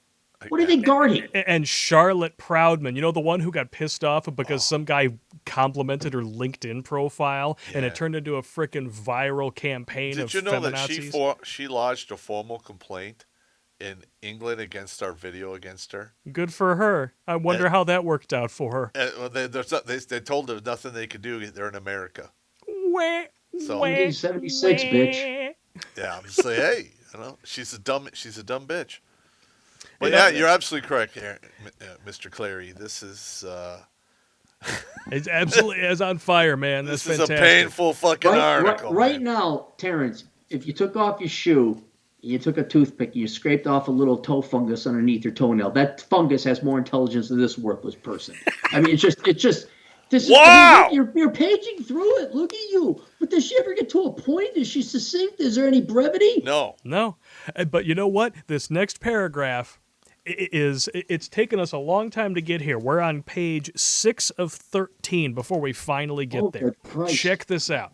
Let's not go through the whole 13. No, we're not going to go through the whole 13, I don't think, because this is too painful. My brain is hurting. I'm pulling baloney off of my fucking my brain scalp right now. I'm just cooked. Let's go to Arnold Schwarzenegger. Sex has been and still is prohibited and regulated in a myriad of ways. And women's sexuality in particular, it has been intensely constrained and policed. Now I'm going to level with you. Do you want to know why? Because when you do not constrain women's sexuality and their urges, civilizations fucking collapse. That's why. What do you think happened to the Roman Empire? Helen of Troy, that's what happened. You assholes. Would that be the Greek Empire? I don't know. It could be one. I don't know. I don't care. But it is true. When you're talking about, like, as soon as, like, the sexuality of a civilization, especially the women, goes unhinged, the civilization eventually collapses. Right. Every time. There is no exception to that rule. Nope. You mean the black community is not kicking ass right now? Oh yeah, they're done. How are they not, like, beating Singapore? It just got dark in here. Kind of curious. I only say it because I genuinely care about my black brothers and sisters. Ugh. Well, my Truth thing is this: is when you look at the out of wedlock births in the black community, you see they're the canary in the coal mine. They are. You nailed it. You nailed it. Because that's going to happen to the white community. And when that happens to the white community, this Western world is done. It's going to devolve into chaos and bloodshed. We're already on our way there, man. That's what's going to happen. Get Just to saying. the chopper! Okay. Next one. Here we go. But A lot of people think they're immune to it. Like, oh, no. You're all going this way. yeah. And you nailed it on the head. Some people, courtesy of the Democrat Party, have just been shoved down that mine shaft a little bit further and faster, and to their great detriment than other groups of people. Yep. Yep. And when that happens, people are going to pack up by race, and then it's going to be fucking ugly. I don't want to, now listen, I do not want this to happen. I don't. Okay, I am not cheering for this to happen.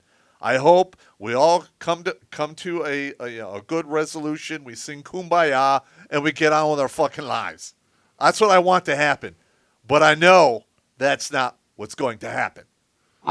Can I introduce just a rare bit of optimism, because I'm known as a cheery, optimistic fuck, but there is one little bit of optimism I found. I don't know about you guys. I'm sure there's definitely some people listening. What I have found more powerful than race or ethnicity or creed has been sexual desire and sex drive.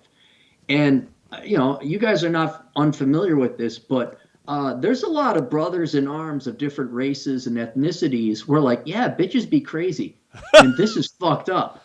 And our main enemy is like, okay, well, maybe we all got to join forces with the communists to defeat the Nazis in World War II. But I think what I've seen is an incredible amount of camaraderie among different races. Like, I don't know if you guys know Donovan Sharp or Kevin Samuels. And, yeah, I mean, and Ed Lattimore, these are black gentlemen. Then we got Atham and Juan. These are Latinos, obviously. I think the common interest of getting the poussé and the vagine has united men. We're like, oh, feminists be fucking crazy Nazi motherfuckers. And we're kind of like, yeah, man, I don't want you to go and get, eunuchized either, Jerome. And maybe we can kill each other for race later. But right now, these girls are fucking mean. They And need to go. I have seen a camaraderie and an allegiance among men in general that it's like, hey, all right, these are the guys. And I don't think one guy even gave a damn, oh, well, he's Jewish or he's Irish or he's black or Hispanic. It's just like, yeah, we all agree. We want pussy? Yeah, we want pussy. Okay, good. Let's go forth. And so I think that is one of the more optimistic, and I've made many great friendships and had many great intellectual conversations. It's a great philosophical experience with different people, usually because we're united on pussy. That's it. Yeah, that really was what it is. And when you boil it down, the people who are going to focus on this stuff, like, oh, he's Jewish, he's black, whatever, those are the people who want you to see that stuff. And then they're just offended that you don't because they're fucking racist. That's why. And then they all voted for Joe Biden. The dead ones and the ones that are alive. Yeah. And you heard that they were trying to bring back segregation. Oh, yeah. That's good times right there. Yeah, we're going to talk about that. Let's bring back some segregation. Yeah, that's not going to blow up in everybody's face. No, we're going to talk about that next week. I'll be in my little place in Prague or Croatia. Sweet. Just make sure that you're far away. Just make sure that you're there to play sober cab in 2 weeks, man. But you guys can fly in. We'll go to Rutabaga Fest or whatever they got going on in Croatia. Rutabaga Fest. Well, whatever they celebrate. I don't know, Beat Fest, Borscht Fest, whatever. Do I get to do a body shot out of Princess Kawantaha's belly button? You can do whatever you want, Blake. What fun? I just want to make sure. In Croatia, everything is great. It's wonderful. It's beautiful. Well, okay, I just want to make sure that I'm not going to get thrown in jail because I didn't tip properly, get the proper consent from Kawantaha. Do we have to read through the rest of the articles of this woman who just has ash in her vagina now? I mean, the last of this paragraph and then maybe a couple of others, just to really send to hit it home. But consent and its conceit of absolute clarity risks placing the burden of good sexual interaction on women's behavior, and what they want, and on what they can know and say about their wants, on their ability to perform a confident sexual self in order to ensure that sex is mutually pleasurable and uncoercive. Woe betide she who does not know herself and speak that knowledge. So there you have it. It's a bunch of word salad. It's word salad, but the most important thing is, okay, the snake eats its tail. After 4 years of Me Too, where they saying women are the ones, we are the gatekeepers of sex, we want to be the ones who give affirmative and enthusiastic consent. If you don't get that from us, then it's rapé and you go to jail. Now, well, there's nuance to that. That's just too much responsibility for a woman to have. Are you kidding me? Yeah, first they want to have the ability to crush a dude's life. Now they're saying it's too much responsibility. It's just too much. It's just too much for one person. May I also point out a hypocritical point of this authoress. When's the last time she fucked? I mean, seriously, what guy would make a deposit in that bank? I mean, look at her. She's ugly, she's old, and here she is pontificating like she's like a play-by-play porn star analyst, thinking like, oh, yeah, you see that. It's like, this is an old, bitter woman who has no purpose and meaning in life. None. And the hell if she's got any quality dick, like with a 100-mile radius of her. Yeah. This is a theoretical piece. This is an academic, and she is an academic. She's never set foot in the real world. She's never been in the real world. From the age of 5, she has never left school. It's hilarious. I just because it has the veneer of, The Guardian doesn't mean this is worth anything. And it isn't. And you can tell because the writing is horrible, doesn't get to the point. It's intellectually dishonest, it's lying, and it's hypocritical. Yeah, and what really blows my, and I think you really hit the point when you say, when was the last time this woman got this beef and cheddar and a catcher's mitt ever got any dick? I think what she's done is that she has, just like what she's encouraging these women to do, is she's retroactively in her head taken the attention that she used to get and morphed it into something bad so that she doesn't miss it. And then she's taking that disdain for the lack of attention that she's no longer getting, and she's pushing it off on everybody else so that she can try to turn her necessity or lack thereof into a virtue. It's the equivalent of, you can't fire me, I quit. Weh? Fuck off. Yeah. I think, unfortunately, it's a little bit more, I don't know what the psychological term is, endemic or entrenched. This gal is I in think her it's 50s. part of it at least. She has been in an environment that is not real, academia. Well, feminism teaches these women of today unreal shit. Yeah, Right. They and where live do in you a get? falsehood. They're fed propaganda, and then when they get into the real world, they by the time they're 40, feminism is done with them, and they're OPAF, old, poor, powerless, and forgotten. Yeah, Right, right. But this gal has stayed in academia this entire time, so I think she might actually believe her own shit. I mean, you're talking to the loony of the loony right here. yeah, she might, but at the same time too, one of the things that academics are, there are just, especially in the United States, one of the reasons why women go to college is for what? It's not to get educated. No, they're It's looking to get dicked down and turned into a dartboard where somebody blows out their bullseye 3 times a night and then goes back home to their Xbox. and then because at it's the more end fun. of 4 years, they have a prospect that they're going to marry. Yeah. And then when you don't find one, what do? You become a lifelong academic and you turn out bullshit like this. And you know what? It's only going to get worse because, when it's 70% of the college educated are women and 30% are dudes, it is going to implode. Boom! It's going to implode. Yeah. Would you guys like an additional little cherry on the top of this sundae we've created? Go for Sure. it.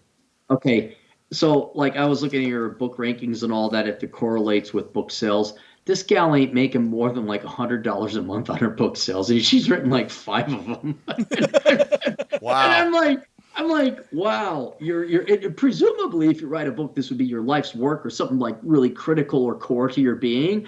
And the entire world says, fuck off, we don't want it, you're a worthless piece of shit. And that's what the market has spoken. And so I cannot imagine what a delusional, mentally painful world this woman lives in, where she's written 5 books. These aren't light books either. She's put forth her effort into writing them.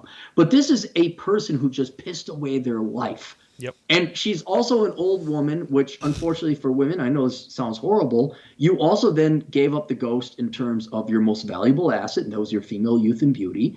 And now you don't have it anymore. But instead of like becoming an engineer or salvaging it and the bottom of the 9th and the 7th inning stretch, instead of doing something valuable, you're just doubling down and being like, well, I hate men and men have all the responsibility. It's like, okay, you literally, whether you believe in God or nature or statistical improbability that you are the one to be born, you pissed it away.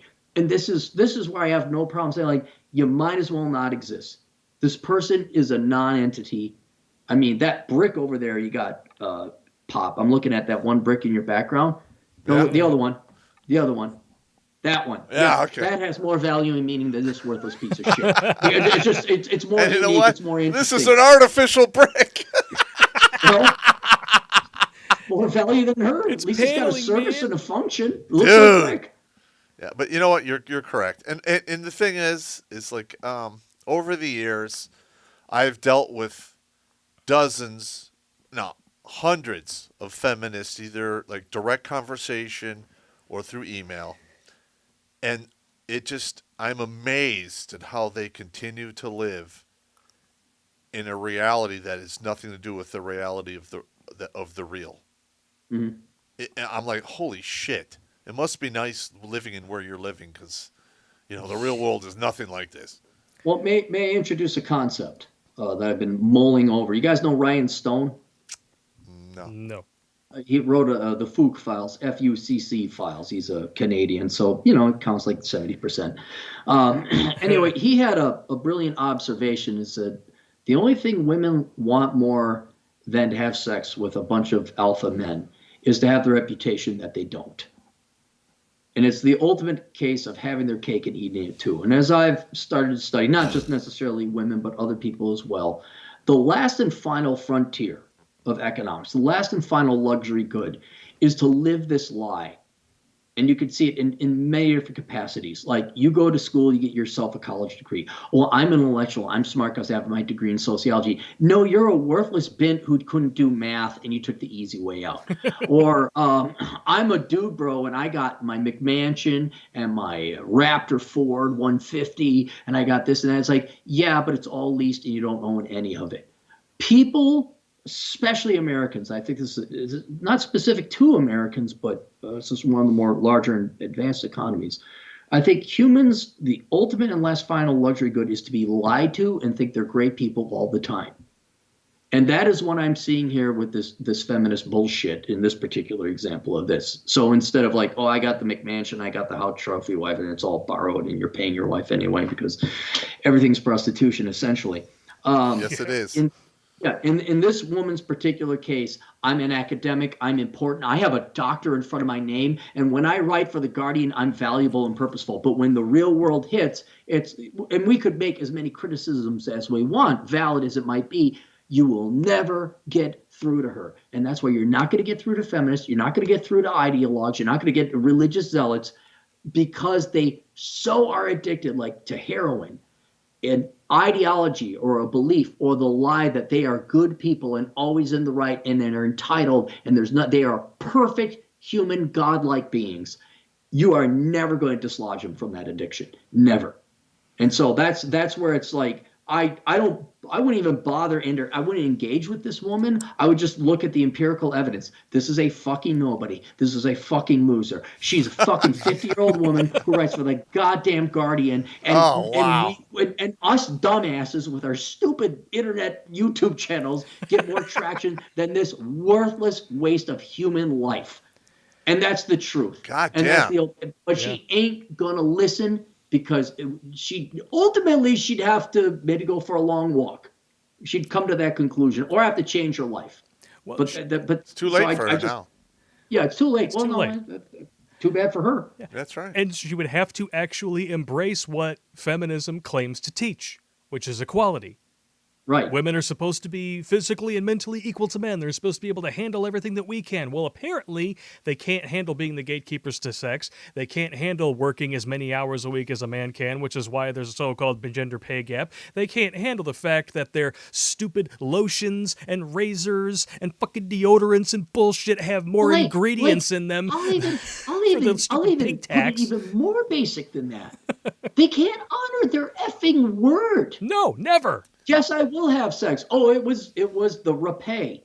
Oh, I will show up, and I'm not going to call you and flake on you at the last minute. It is just some basic civil adult behavior they're incapable of doing. And so I just, it's like, okay, whatever. Talk all you want, write for whatever articles you want. In the end, you are being hypocritical to yourself. You're being dishonest. And when you're being dishonest and hypocritical to yourself, you will never have quality people in your life, and you will piss away your life. And that's exactly what this woman is. Amen. She pissed her life away. And a woman. And she did. Is there any hope she cougars it up maybe in the ninth inning on this? I highly doubt that very much. You know what the percentage is of these women who get in their late 30s actually naturally have a kid and tie a dude down? It is the Hail Mary of Hail Mary passes. It's such a low stat. We just cracked 1,000 viewers. Yeah. Boom. Like literally, this is about the equivalent chance. You are one touchdown behind. You have 30 seconds on the clock. You are on your own 3-yard line. You throw a Hail Mary pass. The guy catches it. Then he turns around, throws a Hail Mary pass back to the quarterback, who then kicks a field goal. Okay. With his dick. It's almost not going to happen. Once in a while, it does. And they bet their entire future on I'll be that one lucky person. Oh, yeah. Women can have their first child when they're 43. Listen, I talk about this in my book. You know, if you think the rules and the laws of the universe don't apply to you and you're special, well, you find out in short order that, yes, they do, and no, you're fucking not. You're just a fucking dude like the rest of us. True story. And oh man, This really fits in with what you were talking about, Aaron. These are the last Is there more? Is this the last These one? are the last ones that I'm going to read just because. Do I have to listen to this brainstem spewing or academic bullshit some more? I'm sorry, brother, but this really takes the bullshit dial and cranks it up to 100. Okay. Bad sex doesn't have to be assault in order for it to be frightening, shame-inducing, upsetting. They understand hazily that as a legal concept, consent is unable to meaningfully get at how sex can be bad without being strictly assaultive. But they are as if paralyzed by these insights and fail to probe or convey much concern for the dynamics that determine bad sex. Sex that, because of its inequalities in pleasure, is of grave importance. Unless maybe you're banging a corpse. Instead of resigning ourselves to the inevitability of bad sex and even romanticizing it as merely youthful misadventure, we should take this seriously, subjecting it to sustained scrutiny. And then you go down one paragraph and it says flat out here, it trades on unequal power dynamics between parties and on racialized notions of innocence and guilt. Bad sex is a political issue. One of inequality of access to pleasure and self-determination, and it is a political issue that we should be examining it rather than retreating. You know what, I'm just going to switch to like butthead or something, rather than like retreating it to individualizing, shoulder-shrugging criticism of like young women who are using the tools available to them to address the pains of their sexual lives. Well, maybe you guys should just stop with the whining and try anal. So wait a minute. So this is a political issue. She wants to be able to, I shit you not, it sounds to me like this is someone who actually wants to be able to punish men legally for not satisfying a woman. For giving them nothing more than a 5-dick. Blake, you're very close. They want to punish them, sure, vengeance and all that. They want to be able to make it a compensatory, mandatory fee, that if anyone had consensual sex in the past and regretted it later or decided they wanted to regret it later, they would be compensated. I guarantee you that's where it's going. Yep. Because none of this would ever hold up in a criminal court at all. No. But in civil court, you could convince a bunch of morons to give you some money because you had emotional pain and anguish. Yeah, I mean, it's possible. It's possible, but you know, like some chick comes after you 20 years later. We had sex. It sucked. He owes me $20,000. It's probably not going to go anywhere. It's probably not going to go anywhere. Well, give it time. Exactly. Give it time. Who's going to get elected 20 years from now? Have you seen the idiots? Have you seen Gen Z? No shit. They barely can wipe their own ass. Yeah, you're right. Dude, there was a guy who put his fucking RV on cruise control and went in the back to make a sandwich. He sued the makers of the RV because the manual said it didn't tell me that I couldn't do that. He fucking won. Wow. I remember that. Okay, so if you think this can't happen in a world where in Pretoria, South Africa, a fucking judge allowed a woman to garnish 96% of her husband's take-home pay in divorce and child support fees, I'm sorry, I'm going to have to disagree with you on this one. This could happen. Yeah, I suppose it could. Here's the general observation of this. Now, this woman is frankly a lunatic. A little bit. I'm being deadly serious and very descriptive. She's mentally ill. Oh, I'm with you 100%. She has to. But this thought in the Overton's window is moving to the point that merely engaging with women in a traditional sense, with all of its pros and cons, is going to become illegal. And we're increasing the risk of merely interacting with women. Now, I don't know if women knew this or not. Men kind of have a strong sex drive, and that's how the society and propagation of the species occurred. But if it is going to become this risky, I mean, already in Popp, you were divorced, and everyone knows like a 1 in 2 chance of getting divorced. I mean, I don't know why people still throw themselves up against that fucking beach, but they do. Over the top! I'm literally worried. Like in the 90s, like there was a couple gals I tried to make out with. Is that going to be considered sexual assault? I've never run for a senator, but let's say if I ever get like slightly bigger, I made indiscreet propositions to women in the past. Is that going to come and haunt me back 20 effing years later? Like is anyone like only perfect people can exist.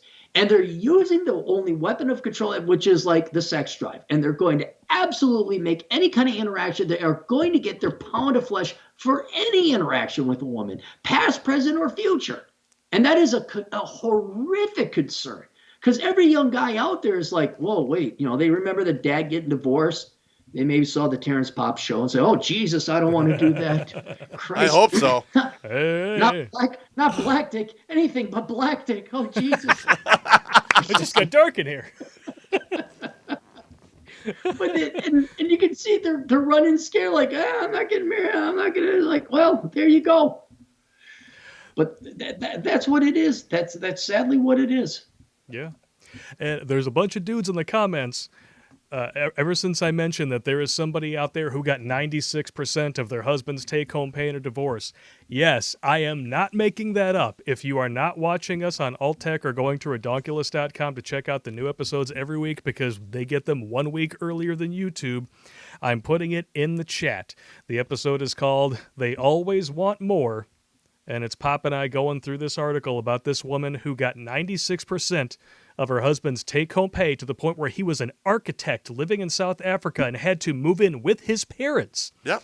And then because he missed 1 month and didn't even miss the month, he paid her a reduced rate because of the pandemic. She tried to take him to court 18 days later to get it all, to get more and have him thrown in prison. Luckily, the second judge was a lot nicer than the first one. First of all, if I was working a job and they were taking that much out of my check, I'd quit. I'd be like, fuck off. Come get your 4%. Pound of flesh. Come run me down, motherfucker, because I'm not paying that. You're essentially a slave. You're working for nothing. That's right. Holy shit. Damn. But yeah, that is all of that article that I can take. And I think that if we try to force Aaron to listen to any more, his brain is going to start leaking out of those headphones that he's got. I was seeing some smoke come out of his ears and coming out a little bit. Here's the thing. Pop's older than me by only a couple of years. He only has like 20 years left life expectancy. I got maybe 24, 25. Blake, maybe you got 30. I'm on the back nine. I'm on the back nine. Back nine. Okay, all right. Our lives are too damn short to listen to fucking worthless slop like that. You're right. And that is why we're going to say, fuck this, and go to some super chats. What do you guys think? Oh, yeah. I think, yeah, good, let's do it. All right, let's do this. Is it too early for the gay cruise jokes, Blake? GL Prime 2814. It is never too early for gay cruise jokes. Welcome to the battleship. It's the SS Drinking Straw. I hope you brought a cup, bitch. Joel, hey, New Zealand, $10. Hey, Captain Redonkulous, when you say alphabet agencies, do you mean the Army/Air Force, etc., or is it just the FIBI and such? What would you say the differences are? And when I say alphabet agencies, I'm talking about the NSA, the FBI, and the CIA. In other words, the completely corrupted DOJ. Well, the intelligence community doesn't fall under the DOJ. Oh, they don't? Okay, my bad. But either way, it's not looking too good. Yeah, no. Yeah, shut up, Blake. Shut up with your acronyms, man. You said acronyms, man, with your old beef and cheddar and the catcher's mitt and all that bullshit. Yeah, it's not going good anywhere good. No, not so much. Shay Smith with a $10 donation. Oh, tequila. Yeah, you know what? I might want some more of that because that was really good. You want another shot with me? I can't. I got to drive, man. You got to drive like 2 miles. Dude, you get in the car and go down your driveway, you get pulled over. It's still a DWI. You could put on 50 pounds and throw on rollerblades, and a stiff breeze could blow you home. I'm good. Where? Hey, were you a ranger? Could you just hoof it? He could hoof it. Like 2 miles was nothing, right? You ain't like got a 3 pack miles. or a rucksack on you. If I had to, I could run it, no problem. I'm old. 2 mile road march. Yeah. Do it. Nah. Now. Nah. Damn it. I'm good. Son of a bitch. Busako Man, 229 euros, it looks like. Cappy, how do I get the girls, eh? You do exactly as they say. You be sensitive and kind and caring, and you always agree with women, and that is how you get the girls. Yeah, that's not how it worked for me. Until you get what you want, then you ghost. That's not how it worked for me. I started getting women when I stopped giving a shit. Yeah. I like in high school, I got very little play, man. I didn't get women until I got into the Army. It was after my horse chick left, and all of a sudden I just realized, committing to these women gets me nothing but pain. Screw it. I'm just going to do my job. I'm going to make money, and I'll just anybody that wants to bang me, as long as they're halfway decent and attractive, It's on. I'll throw a bone to a 5 for every 5 10s I bang. Just it's fine, and that's what I did because I didn't care. And when you don't care, you come off like a man with options. And what is the most tantalizing thing to a woman in the West? A man with options. There you go. What were you gonna say? I was going to say poverty is what made me accidentally alpha. Because if it came between sex and eating, like, you got to eat. Like Maslow's hierarchy of needs, like if you're in the lower 2 levels. Damn right. And you're just like I don't have time for you. But like, you're either having sex or not. And I was in that flight pattern where, all the girls would want to be boyfriend, girlfriend, but no sex. And then I was just like, fuck this shit. And by the time I was a sophomore in college, this one, like, I dumped my current girlfriend because I wasn't getting any sex because, well, what the fuck would you be around? And then this one girl comes up, asked me out, one of the rare gals that asks a guy out, which took courage. Nice East Indian girl, very pretty. She says, well, would you want to go out? I'm like, no. And she's like, why not? I'm like, well, because you won't have sex. But I'll do other.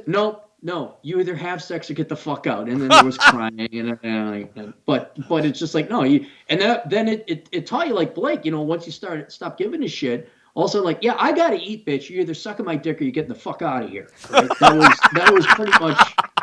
And then you reverse engineered. Oh, I see scarcity and importance and I'm doing something and all that. So it came to a head. It came to a philosophy, but a lot of guys backdoor into it unknowingly.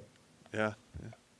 What in the mother? Yeah, I did not start doing well with the ladies until I became an airborne ranger, and I was in like rocket, like sub-Olympic shape,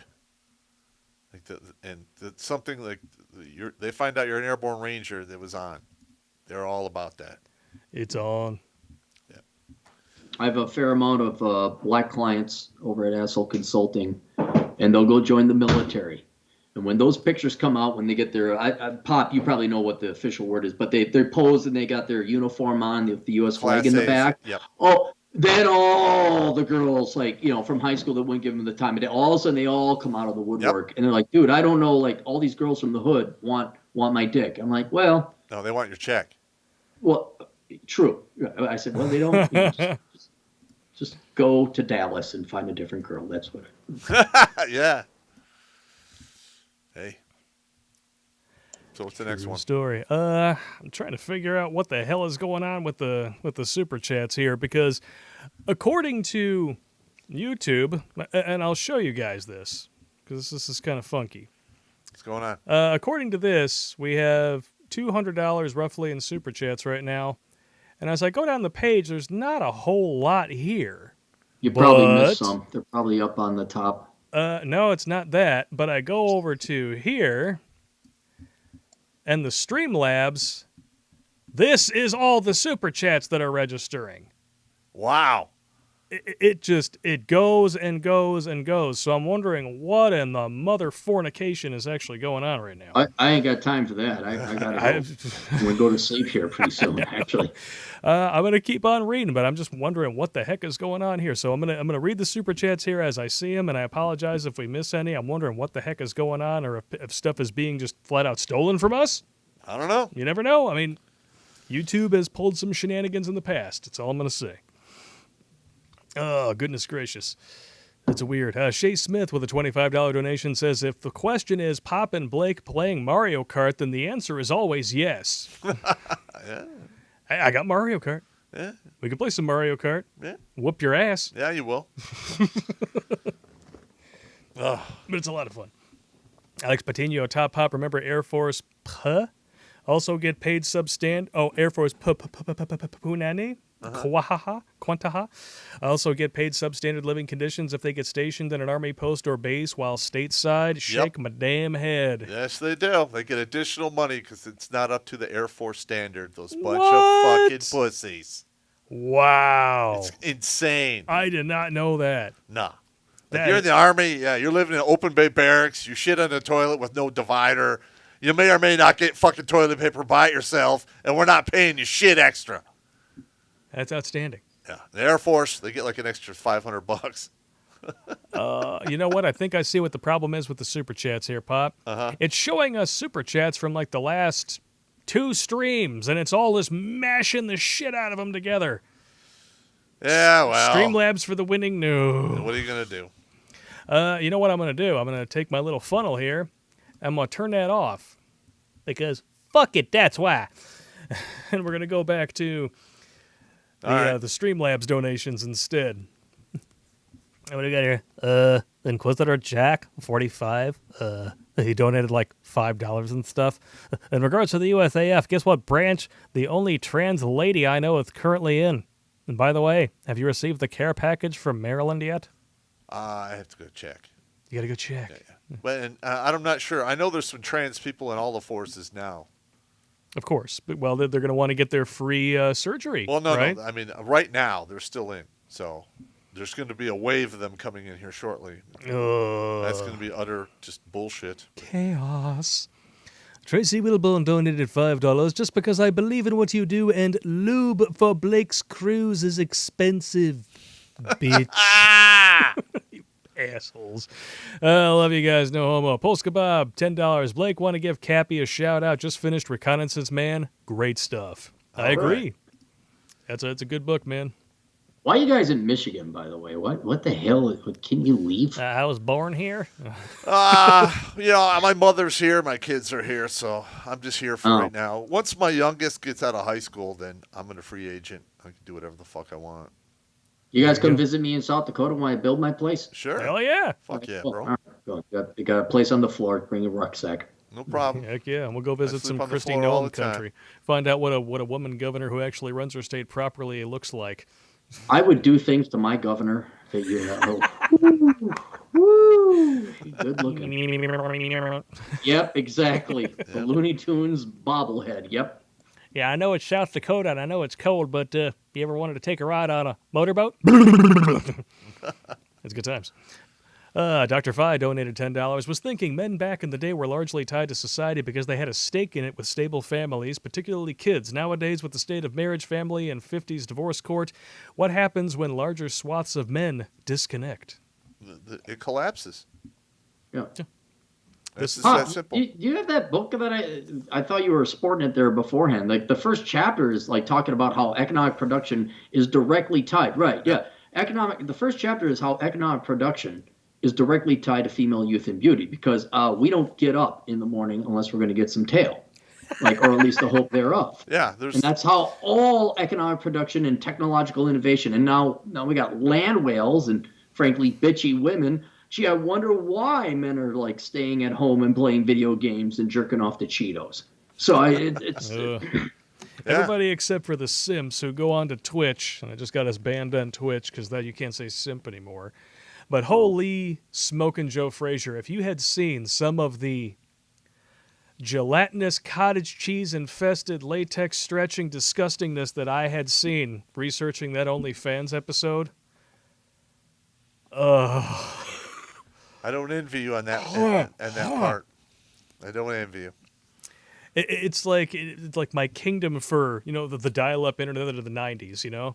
When you at least had a hope that it was a good-looking chick because it would load from like the top down, and you got your wang in your hand. You're like, all right, yeah, she looks pretty good, not too bad. Face is okay, tits look magnificent. Oh God! You at least had a couple of minutes before the reality dawned on you that. She was a land whale. It was just a land whale. It was just disgusting. I'm just saying. Land whale. Break out your drinking straw, mother fornicators. That'd be a good comedy skit. Land whale. Dude. Jaws 5, land whales. We're going to hell, man. It's fine. That's fine. You're going to hell in a handbasket and getting there quick, right? Yeah, at least we had good times. Yeah, we had very good times. Hope they have cold beer down there. Yeah, ditto. Let me see here. Demaster, I have 2 criticisms of MGTOW. First, there seems to be a very nihilistic attitude around it and no plan with how to fix and / replace society when it fails. Saying enjoy the decline sounds like Keynes saying who cares, we'll all be dead. Well, I'm going to be honest. If it collapses, a lot of us will be dead. And there will be a lot of chaos, and then it will reform from there, and shit will be completely different after that point. All you can do is what you can do. I'm just telling you. At the end of the day. Let me see here. Dr. Fye, adding to my previous point, the top 10 to 20% of guys may make up a small percentage of societal infrastructure jobs, but I don't think anywhere near the majority. Nope. Not just emergency services or military, but power grids, construction, sanitation, supply lines. Which are almost exclusively, done by men. Yep. All of the jobs that are uncomfortable, dangerous, or dirty are done by men. Tiring or exhausting as well. Yeah. Why is there a wage gap though, Pop? Why is there a wage? It's not a wage gap, it's an earnings gap. It is an effort gap. Yeah, Yes. it's an effort gap. It is an effort gap. If you want to make the same amount of money, do the same fucking jobs. Yeah. Because they've only just recently started admitting that they don't want equality, they want equity. That's right. Had they been pulling that out from the beginning, everybody would have been like, get the fuck out of here. But now there's so many people that believe the lie, you have such a hard time trying to convince them of the truth. Yep. It's pathetic. What do we got here? Atheist. If women cannot know at the moment of decision whether or not they consent, then there is only one logical conclusion. Women are children. Yeah. That's how they're acting. Yep. I'm all for equal rights but my God, this They literally hypocritical behavior, like, well, I want all the benefits of freedom but not the responsibilities. It does not work that way. No, it doesn't. It does not. It's like a giant temper tantrum. Yeah.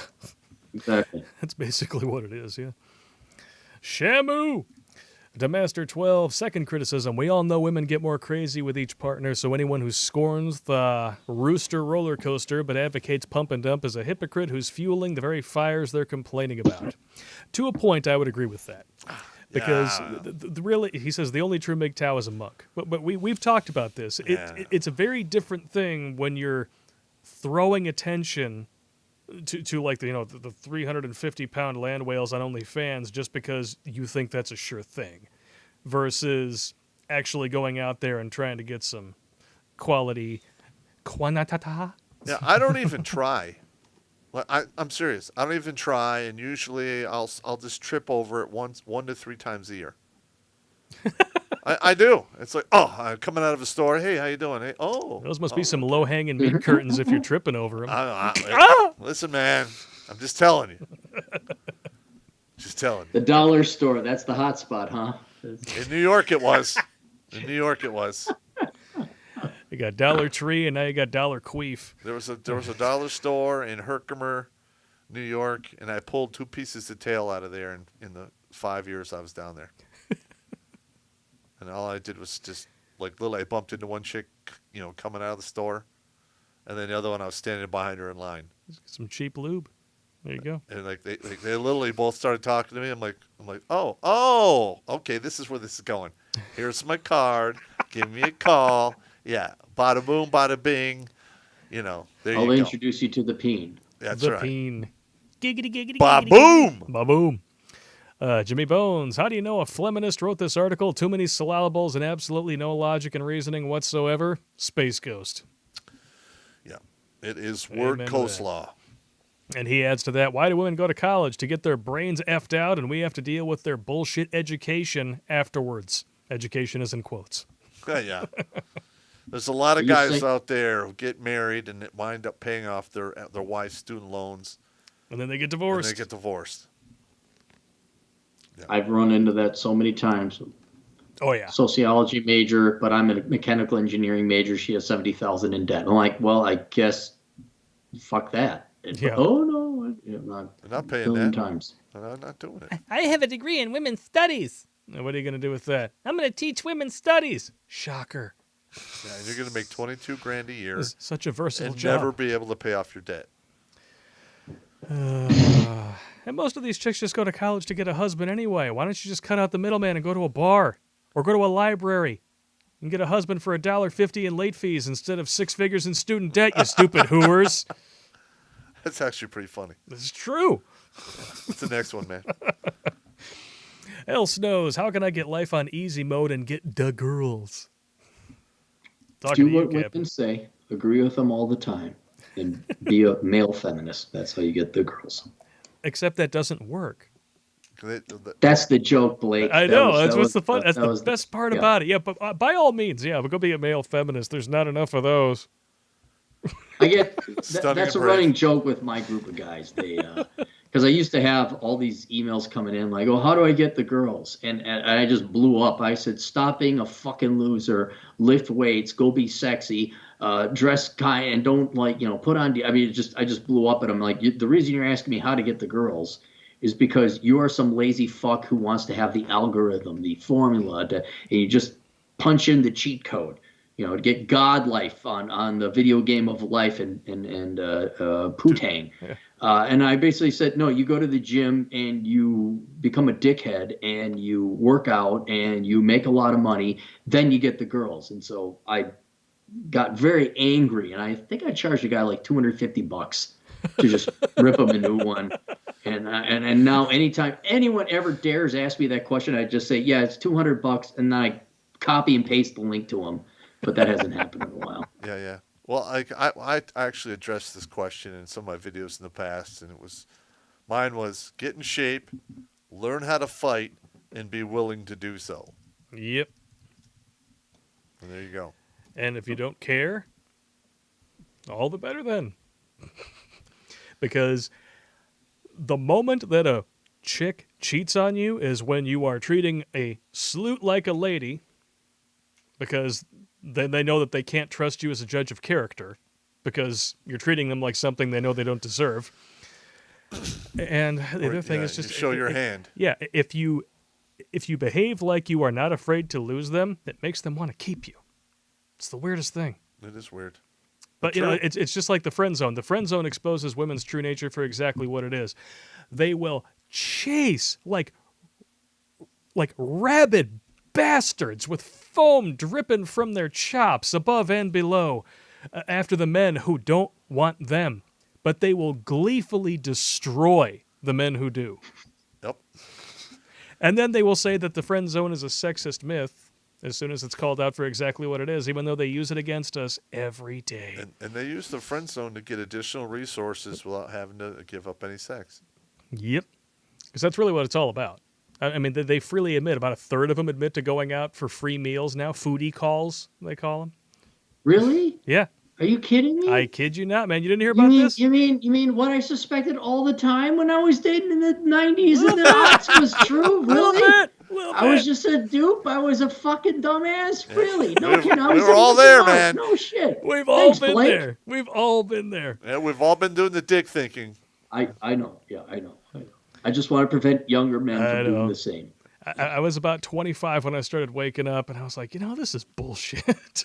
Yeah. You're like, wait a minute. I'm into this chick for half a G, and I haven't even got a titty. I'm wasting all this money and all this time on these chicks, and then they all treat me like crap. And you know what? Screw it. From now on, I'm not even feeding you before I get to bang you. My favorite, especially when I was very independent when I was young. My favorite was like my car that I afforded myself on my crappy security guard salary of $6.90 an hour. I'd go pick up some rich bitch in the suburb who's living like in this palatial estate, and I'm the one fucking buying the movies and taking her to fucking Applebee's because Applebee's was rich. And like, I'm gonna impress her with Applebee's, and it's like, no. And I'm happy to see the young boys like, we'll meet for coffee. Yeah. Separate tabs. It's like, okay. I mean, I like if I ask a woman out, it's usually for a drink or coffee. I'll pay for everything because I asked her out. I'm old school like that. Yeah. But it's not going to be a meal or anything crazy like hell that. No. Because you never know when she's going to reach into her waistband and pull out the crazy snake, and it's going to go fucking south.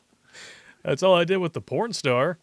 You want to go out for coffee? Yeah, sure. And then the second time I was like, you want to skip coffee and just go park somewhere? Okay. All right. Solid. Let's do this. Hey, good for you.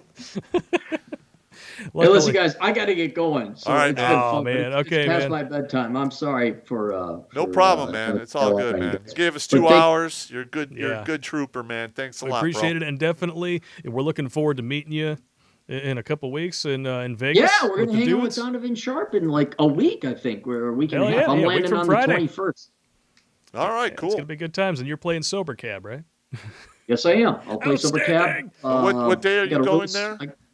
Huh? What day are you landing? 26th, The right? 21st. The Oh, 21st. you're going to be there early. Okay. Yeah, I got a place to stay down there, so Okay. I can go whenever I want. And Sweet. I'll go. But if you guys need to be picked up at the airport, want to save yourself a Uber All right, cost, cool, man. let me know. I'll pick you guys up. Pop, you're probably not going to fit in my car.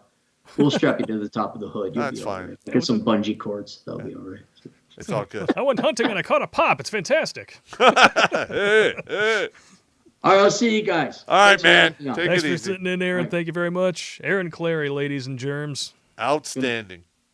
The Cappy, Captain Capitalism. AssholeConsulting.com. If you haven't gone to that website, it was one of those things. As soon as I saw that website, I was like, holy shit, the guy beat us to the punch. Yeah. I would have loved to have had that website. Hey, it is what it is. It is what it is. I think I did pretty good with Redonkulous, though. Yeah, not bad at all. Even with the dyslexic spelling. It's a proper spelling. Yes. And by the way, now we officially have Riggs merch on our Streamlabs store, as well as the Redonkulous.com Productions logo, and soon to be followed up with the Make Lysdexia Great Again hat. Yeah. All right, I got to Didn't piss fit your real head. quick. All right, you go piss, and I will read some more chats. All right. At last, it got dark in here again. Pops, what's up with Live from the Lair, waiting on more E&E training? Well, he had to take a week off because I sent him that Instagram video, and it just got him spun the hell up. If you guys haven't seen it yet, go to Alttech, MGTOW.tv, Brighteon, BitChute. This chick actually tries to say that pants in the military or military uniforms of any kind, they're sexist, and they're only designed for men. Weh? Piss off. RPM just showing support for Pop. His video, The Long Game, is a life changer. I absolutely agree. If you guys have not also seen Pre-Divorce Mentality, that has one of my absolute favorite bits of just absolute evil genius that I've ever heard on the show, where the dude knew that he was getting divorced, he knew that his woman was cheating on him, so he went and signed up for Alcoholics, Gamblers, and Narcotics Anonymous, got all of his coins, made sure that he went to the casino once a week with his phone on, and did an ATM withdrawal just so they could confirm that he was there, all the while squirreling money away to his buddy, just so he can hang on to it. And then when he was finally getting divorced, he stood up in front of the judge and he's like, well, when I found out that she was cheating on me, I developed a drug habit and an alcohol problem and a gambling problem, and I gambled all the money away, so I'm sorry, but she may want half, but there's none left. What? Genius. Sorry about that. Well, you got to empty your bladder sometime, dude. Not a big deal. 2 hours, man. 2 hours. 2 hours, no pee. Black Magic just got dark in here. Can you play the No Square clip for Aaron? He needs to see it. Damn it, he's gone. But I looked it up and I can't fucking find it anywhere. I mean, I've got mainstream YouTube on. Maybe that's a problem. Maybe. But, You never know. F YouTube and F the lamestream media. Lazarus Long, the man who does not need a porn star name because he already has one. $20 donation. Evening, gents. Keep up the good work. All right. Boom. And let me talk about the prepper group thing. Go for it. We're getting a lot of emails on this. All right. Now, for the prepper group, I have typed up a mission statement of what the group is about. I'm going to send it out to everyone who has sent me an email who wanted to be on that list. Okay. Now, I am a member of a group up here in Michigan that I'm starting, and the training plans I'm going to have per month, I'm going to put them together, and I'm going to email them out to everyone so you all can start your own independent group in your area, whatever state you're in, Yeah, this isn't like a one-size-fits-all thing. This is you guys getting taught by the man to set things up in your own neck of the woods, because when you have a big group, big groups can be taken down very easily. But if you got splinter cells, right? Well, and the thing is, it's like, this is just a prepper group, because if this country turns into Zimbabwe, the big cities are going to be a clusterfuck of chaos and death. And you need to get away from those and figure out a plan of where you're going to go and get with a bunch of people, because there's safety in numbers to make that happen.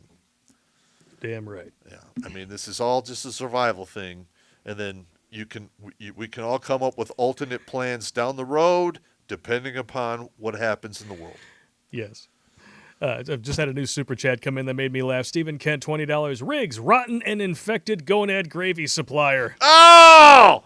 You got to write that down. Oh, it's genius. God. Okay, I think we got a winner and champion right here. That was really good. Should I redesign the rig shirts to say that? Because that is too fucking funny. Rotten and infected gonad gravy supplier. That dirty bastard. Outstanding. He's probably dead now. El Snow is Popp, which is better, Dutch AR-10 or FNFAL?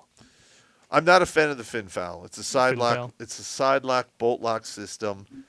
It's a little too heavy, and the barrel's not as thick as it should be. So you get a lot more play when you get out beyond 400 meters with that. So I have to go with the AR platform. Amen to that. Island Hermit RP. Cappy and Popp, whose peen did we have to suck to make this happen? His. It just seemed like a good thing, man. Here's a peen for you to suck, you bitch. Can you stop throwing these nasty straws at me? This is so disgusting. I got more where that came from, you sick, brain-damaged grunt. That's me, man. In a nutshell. He's like, oh God, there's two. Is there more? There's probably a whole box. The answer is yes. There's probably a whole box of them. You can thank the Unabomber for that one. We still got 910 people watching. Thank you all for tuning in. What do we got here? Popp, I work for Facebook. You have no chance in finding a job without working with women. Get used to mom tyranny type of workplace. That's good. It's a good thing you're retired. Nope. Not doing it. Not doing it. And yes, I can find work somewhere without having to deal with bitches. I'm a lead slinger. I'm a killer. I'm a fighter, security guy. That's just how it works. Yep. Owned You donated. Thank you very much. The Bacon. Who's this a-hole guest asking for a friend? He's the a-hole consulting, so we know what that joke's all about. He really does give good advice to He these does. young guys. So. He does. He knows what he's talking about. 9x23, $5. Women want the power of a man, the privilege of a woman, and the responsibility of a child. That needs to go on a bumper sticker. Fuck yeah, write that down. That is genius. Copy and paste that onto a text. I am copying and pasting that right now. Dude. 9x13. You are a gentleman and a scholar. That is comedy. That is, first, that's accurate. That is truth. Painfully accurate. That is just pure truth. Aaron Clarey, the Millennial Slayer. Yes, he is. Red Sings the Blues. Alucard LT. YouTube effed with your picture last week. Checked on YouTube. Naked yoga without dots. As long as it's labeled educational, it's fine. Yeah. You would not believe some of the freaking thumbnails that I have come across on pure accident on this site. Like, I forget what I was looking up. It had nothing to do with vagine, but for some reason, one of the playlists underneath was just like this gaping vagine hole, and I'm like, oh, it's disgusting. Remember that shit I sent you today on Facebook? The muffin thing that the guy was chewing? Oh, God, yeah, that shit looked diseased. What is it with these women who like use a fucking toilet plunger to make it all like swole up to the size of a Big Mac, and then the dude, she tried to eat it like a Big Mac, and then I'm just That was the BMP, man. Big meaty pussy. Oh. Are you gonna write that down too? I gotta write that down. BMP. BMP. Yeah, I'm gonna go to McDonald's and ask for that one on the menu. I'll be just as surprised as when they don't give you your hash browns. I gotta get a BMP. What's that? Big meaty pussy. I'm calling the police. We have to go with the big fuck off. Yeah, your reaction to that was priceless. You just started laughing immediately. It looked diseased. No, I'm talking about when I did I'll take the big fuck off. Oh yeah, the big fuck off. I'm like, well, what? She's just doing her job. Maybe the fry cook is an a-hole that she went on like 2 dates with him and fuck him. I'm just saying, it's a little weird. Channel 1-800 love to Popp, I love to Blakey, love to Aaron. Question, Popp, how many lives have we saved now, brother? Cappy, thoughts on 4X?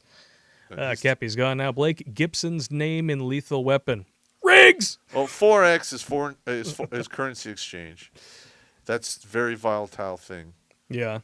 So, yeah, you got to really know what you're doing to fuck with that. And how many lives have we saved now? 338. 338. We're going to keep it on going. G-Virus 00. Women don't want equality, just supremacy. They've been lied into deluding themselves as queens of the world like Cleopatra. Yep, until they can't eat. Yep. The bacon is back. 223. Let's talk race. Hey, did it just get dark in here? Had to do the voice for that. I'll do it another one for you. Question for everyone else. If you could be any hero or villain of any story and win, who would you be? Me, a hero? Yeah. I'd If be you the were to be the hero or the villain of any story and win, who would you be? I'd be the Punisher. Nice. I could picture that too. Yep. The evil Popp walking out there with the skull on his chest. God's going to sit this one out. Listen, man, whenever Evil Popp came out, it was not pretty. Concur. And you know, the Democrats keep doing what they're doing. I'll pick Thanos. Yeah. The bacon. YouTube glitching the stream. Ugh, I sincerely hope not. There was only one point where I saw YouTube come up with no data, but the data stream on Streamlabs has been consistent the entire time. So anybody watching us on Alt Tech, I hope everything is going there as well. We got YouTube, Facebook, Twitch, DLive, and MGTOW.tv. RoxyTube just announced that they have officially fixed their live streaming, so we're going to try to get them into the rotation next. We're just waiting on a 30-pound brain mother fornicator to help us build a virtual computer online because Restream.io is a grift. Yep. $100 a month to stream to just a few custom RTMPs. I'm telling you right now, their competition is going to spring up that's going to charge much less. I hope so. Dooley still. Search what happened to Fatty Arbuckle. He's an old-time... Fatty Arbuckle, huh? Fatty Arbuckle's like from the 30s, man. If I recall, he got fucked over. Somebody died at one of his parties or something, and it ruined his career. Let's take a look. Maybe I'm here. wrong. What happened to Fatty Arbuckle? Dun dun dun. I don't know. It's a 10:15. Yeah. So I don't want to get into this too much. All Screen right. comedian. Oh, Scandal. Here we go. Let's take a look here. Pop this up here. On September 5th, 1921, Arbuckle took a break from his hectic film schedule and despite suffering from second-degree burns to both buttocks from an accident on the set, in the buttocks, drove to San Francisco with two friends, Lowell Sherman and Fred Fishback. Fred Fishback sounds like he could be a lesbian porn director. The three checked into 3 rooms at the St. Francis Hotel. Several women were invited to the suite. During the carousing, the 26-year-old aspiring actress named Virginia Rapay, I shit you not, her name is Virginia Rapay, was found seriously ill in room 1219 and was examined by the hotel doctor who concluded her symptoms were mostly caused by intoxication and gave her morphine to calm her. Rapay was not hospitalized until 2 days after the incident. She suffered from chronic urinary tract infections, a condition that the liquor irritated dramatically, and developed a reputation for over-imbibing at parties and then drunkenly tearing at her clothes from the resulting physical pain. But by the time of the St. Francis Hotel party, her reproductive health was a greater concern. Despite reports trying to paint her in a bad light, the autopsy revealed Rapay never had any abortion nor was pregnant. Okay, so I'm not really seeing exactly what happened here, There but was a scandal that it looks fucked like him there over. was some scandals. There was a big problem there. In his 1920s, scandal fucked him up. Yeah. Scandal. I knew it was a scandal of some type. Beavis voice. I can try a little bit of Beavis, I guess. I'm not very good at it. Faux intellectual, feminist, dribble, and Beavis voice. Sounds fun. Faux intellectual, feminist. I could do the Cornholio thing, but you guys don't need to see that. Dr. 5, Feminism 2021, shitting on men for 100 years, from Pankhurst to now. Correct. Ew. Else knows, love it when Cappy gets pissed. You know, I'm a fan of that now, too. Yeah, he goes off, man. Having seen that up close He's and worse personal. than me. Dude, man, I thought you were bad when you got spun up. Cappy's got you beat. Yeah, because he goes longer than I do. Yeah, he's got the syllables Yeah, I don't do in that. his corner. I'm a grunt. Tech Raider 999. Yeah, Aaron, it's like a recent article on Bloomberg with the title "Tax Code is Racist." Oh my God, seriously? It's fucking numbers. Sean Schultz with a donation of $15. Thank you so much.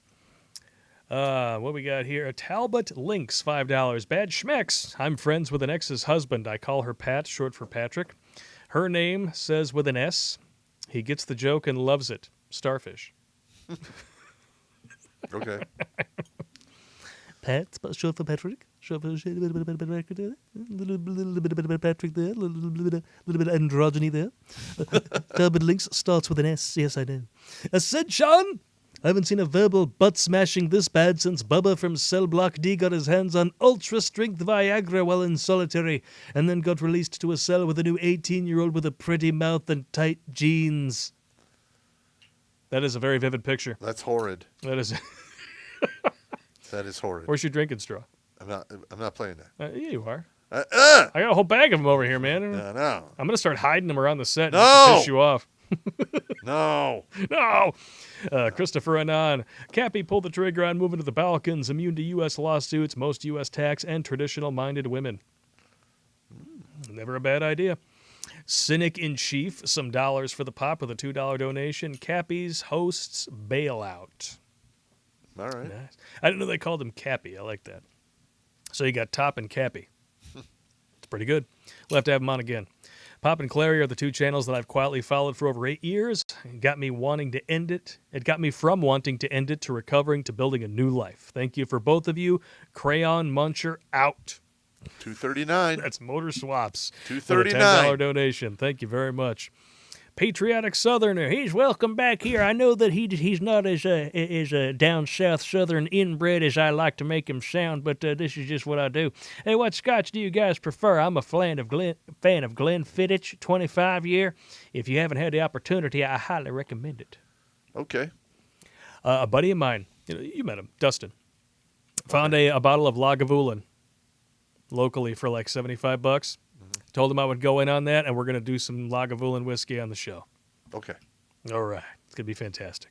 It's going to be like a couple of Ron Swansons up in here. We're not gladiators, we're Swansons. It's fantastic. He hasn't watched the show. I have. That's why he doesn't get the jokes, and he just stares at me like, Mm-hmm. But I did show you the clip where he went to the Whole Foods store, and he's like, oh, yeah. Is that vegan? So this is meatless bacon? Throws it in the trash. Can I have another one, please? Throws it in the trash. Can I have another one, please? Are you going to eat it? No, I just want to make sure that nobody else actually eats this. Vegan bacon. Get on. Kiss my ass. Rogues Tavern. Nothing big to say. It's like a night at the Rogues Tavern to see Aaron on your show. It's great to see Aaron on your show. Bunch of rogues drinking and BSing. Damn right. I need to drink more. Some of the best times I've ever had was just talking to a bunch of mad trash to a bunch of dudes. Hell yeah, man. I want to have some of your old Army buddies on here so we can hear some more of the stories that you're always forgetting. Yeah, I know. Because it just not too long ago, you freaking came up with this story. It was pure comedy gold. And I was like, why did you never do a lair on this? You're like, I don't know. It's all fucking mishmash up in there. It's totally true. I mean, figure 33 years. There's probably a different story every day. That's thousands upon thousands of stories that I've forgotten. Lots of stories. Sir Dragonheart X, hey, Popp and Blig, do you want to do a Grunt Speak live of Spiritual next week on Tuesday? Also bring some questions, too. What, spiritual, what do you mean? I guess paranormal pop stuff. Oh, yeah, I'll do paranormal shit. You got a lot of stuff. I'll talk about it. And stuff that you've seen, so we can go in a little bit of that. Plus, I have stories other guys have told me. So. Yeah. Yeah, I heard a good one when I was in Texas. I'll tell you about that one. Shark dentures. At least I don't need a degree to study women. Yeah. Red Pilled Mo with a $49.99 donation. Thank you so much. Keep the great content coming. All over your wife's face. No, I'm sorry. That's a terrible joke. If he's red pill, he's probably not married, but he might be. You never know. Red pill dudes are married. You never know. Listen, you better have thick skin. You come here on the show. We're going to fuck with you, man. Todd N. Prepared. I know better. Like, I can joke about your mama, but I would never joke about your kids. No. Because I get my ass beat. I wouldn't beat your ass. I'd be upset, though. No, I'm not going to talk about it.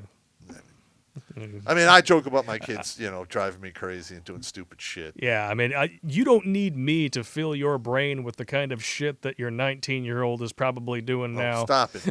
Listen, I'm telling you right now, if I ever get my hands on fuck you money, people might just die. Allegedly, we're not actually. Allegedly, of course. I'm just totally kidding. Don't ban us, Susan. Totally kidding here. Totally kidding. Todd and Prepared, you helped save my life years ago after the divorce. Much thanks, guys. That's 2 in a night. Wow. Two in a night. We're at 340 now. 340. Outstanding. Oh, shit. Everything skipped ahead. Why does it always do this to me? Miro Eller with a $5 donation. My trust issues are so bad that even if women were 100% loyal, I wouldn't be able to. I am incapable to be in a relationship. I can't even trust family. I'm the same way. After my mother passes away, all my blood relations, for the most part, I'm done with. Boo. I'm serious. It's terrible. Yeah. But it's true. Channel 1-800-DUMB says, I reckon Popp could do a better Arnold than Blakey. Not really. Nah, he's Popp does not do... I'm not a good impersonation person. I do like funny voices and stuff. Like your little... Your Southern drill sergeant. Your sons of bitches. Or you have the old mafia Italian. You want some sausage and peppers? All of whom sound like just a different ethnic differentiation on your Spetsnaz doctor. Oh, yeah. That dude's comedy gold, man. Every time I go there, I get a new story. I love Terrence, that guy. if you do not stop eating like this, you are going to die. Yeah, or I remember he goes, this is really happened. So I'm sitting there Oh, no. in the office, and he comes in. He does a little small talk with me. He's like, Dads, you still have problems sleeping? I'm like, yeah, I do. You filled my prescription for Ambien. You know, I sleep for shit. So do me a favor and walk me through your ritual you go through to sleep. I'm like, okay, like 10 o'clock, I'll take, 3 to 5 Benadryl. Yeah, 10, 15, 10, 20, I'll take like 3 Neurontin. Then I'll wait like 10, 20 minutes. I'll take the Ambien, and I'll let it all percolate for like a half an hour. I may or may not take like, Percocet or Vicodin. And then I wash that all down with like 2 to 4 shots of Jack. He looks at me, he's like, literally, You're going to die. Terrence, you're going to die. I've stopped doing that. Okay, I don't do that anymore. But Not anymore. You cut back on half. I cut back a lot. Except for when it comes to the Jameson cold brew, from what I understand. Yeah, that shit's a weakness. You I got my ma hooked on that. You went through one of those in 2 days, you said. 2.5 days. 2.5. Oh, yeah, that makes it so much better. And my ma had some of it. I don't have drinking problems. I have problems, so I drink. No, I gave some to my mom, and she's like, I don't know. This is whiskey? And she's like, oh, this is some good shit. And a 75-year-old woman, like, give me more. Like, okay, Your mom doesn't sound like that. She's got a voice like Leonard Cohen. Yeah. Everybody knows that was a hoe. I mean, she's got your haircut and everything. yeah, pretty much. I got to get my hair cut as it is. It's terrible. We get a full Johnny Cash going on. Yeah, it's starting to hang over the ears. I can't stand it. Oh, Stephen Kent, you still have my favorite comment of the night with the rotten and infected conehead gravy supplier. Oh, you genius bastard. Console Peasant Rescue. I don't enjoy killing, but when done righteously, it's just a chore like any other. Practiced hands make for short work, and the good Lord knows there is much to be done here. First of all, like I write about this in my book, there's no hate. There's no hate in it. No. Okay, when you're in battle, it just is what it is. You're there for a reason. They're there for a reason, and that's just the way it goes. But you have to be careful of this one fact. The rifle you use not only kills the enemy, but also a little of yourself every time you have to use it. So use it sparingly. Sparingly. Absolutely. Okay. Polska Bob sent me a text. And I'm like, no, I will let Cappy know that you bought his book. He's a good dude. I think we're going to have him on again. Yeah. Without a doubt. We have to have a better article because I could tell he has very low tolerance for bullshit. So do I. Yeah, I know. But man, oh man. Well, there's no ending. There's no end of the stupidity these women are right. Oh no, especially now. And the stupid has come out in full force since the Stunning and Brave Ice Cream Social. Yep. Ugh. Bad news bears, bitches. Miro Eller with a $5 donation. I'm 20 and wondering when the extreme PP thoughts goes away. Could you let a youngin' like me know? Right around 34. Yep, 34. It's when the big head finally overpowers the little head. 33 to 35, but right in that range. One day you'll be literally looking at the tits. One day, the next day, you'll be like, wait a minute. Yep. Let's talk about this deductible. I'm serious. It's like that. It's overnight. Mark Henderson bought a Popp Culture Magic mug from the store. Had to get the Pop mug. Yes, you did. Thank you very much for your contribution. Thank you. Evil Zombie Toe. The Army's extremism training has begun. They've literally lumped Pepe, Three Percenters, Oath Keepers, Black Panthers, and Antifa together as extremist. Wow. Yeah, it's gonna just a big stupid witch hunt. It's totally dumb. Oh, and you know what? There's really nothing they can fucking do. Okay, if you're not outspoken about it or doing stupid shit, they can't do anything to you. All they could do is scare you. And if you realize this, you have a lot of power in this equation. It's just so stupid. I mean, if there was any place where political correctness should be less welcome than the military, I don't know of its existence. Like when I first came in, there in the enlisted ranks, there was no political correctness. It wasn't even on the radar. But now by the time I left, they were going to send me to sensitivity training. I wish they would have. Yeah, I'm sure that would have gone great. Oh man, I was so ready to start having fucking people up, just being just a wretched asshole, and just all I do was tell the truth. Of course, that's and all it takes. They would just go crazy. I watch them melt down. Yeah, it would have been great. That's just, I mean, just knowing that all you have to do now to be considered an a-hole by a lot of people is tell the truth. That's just sad. Yeah. And I was the EO guy for like 13 months. That's the Equal Opportunity NCO. So people would come to me and complain about shit. Oh. And I'd be like, uh-huh. Yeah. So do you have any proof of this? Or is this a he said, she said thing? Yeah. Because if it was a he said, she said thing, I'm like, all right, this is not going anywhere. Weak. Sorry. Troll with a Purpose has a really good point about the big head overpowering the little head at 34. That is also when women's fertility hits 50%. Coincidence? I think not. The Bacon says that he's seen Cappy rant in person. It is so worth it. Yes, it is. Stephen Kent, you should have a store special. All Riggs brand merch comes with a drinking straw. Also, if you ever do a paranormal pop in Texas, I suggest the White Sanatorium in Wichita Falls. I drove through Wichita Falls on my way down. You know, the thing is like it seems like all of the sanatoriums are just crazy haunted. Yeah.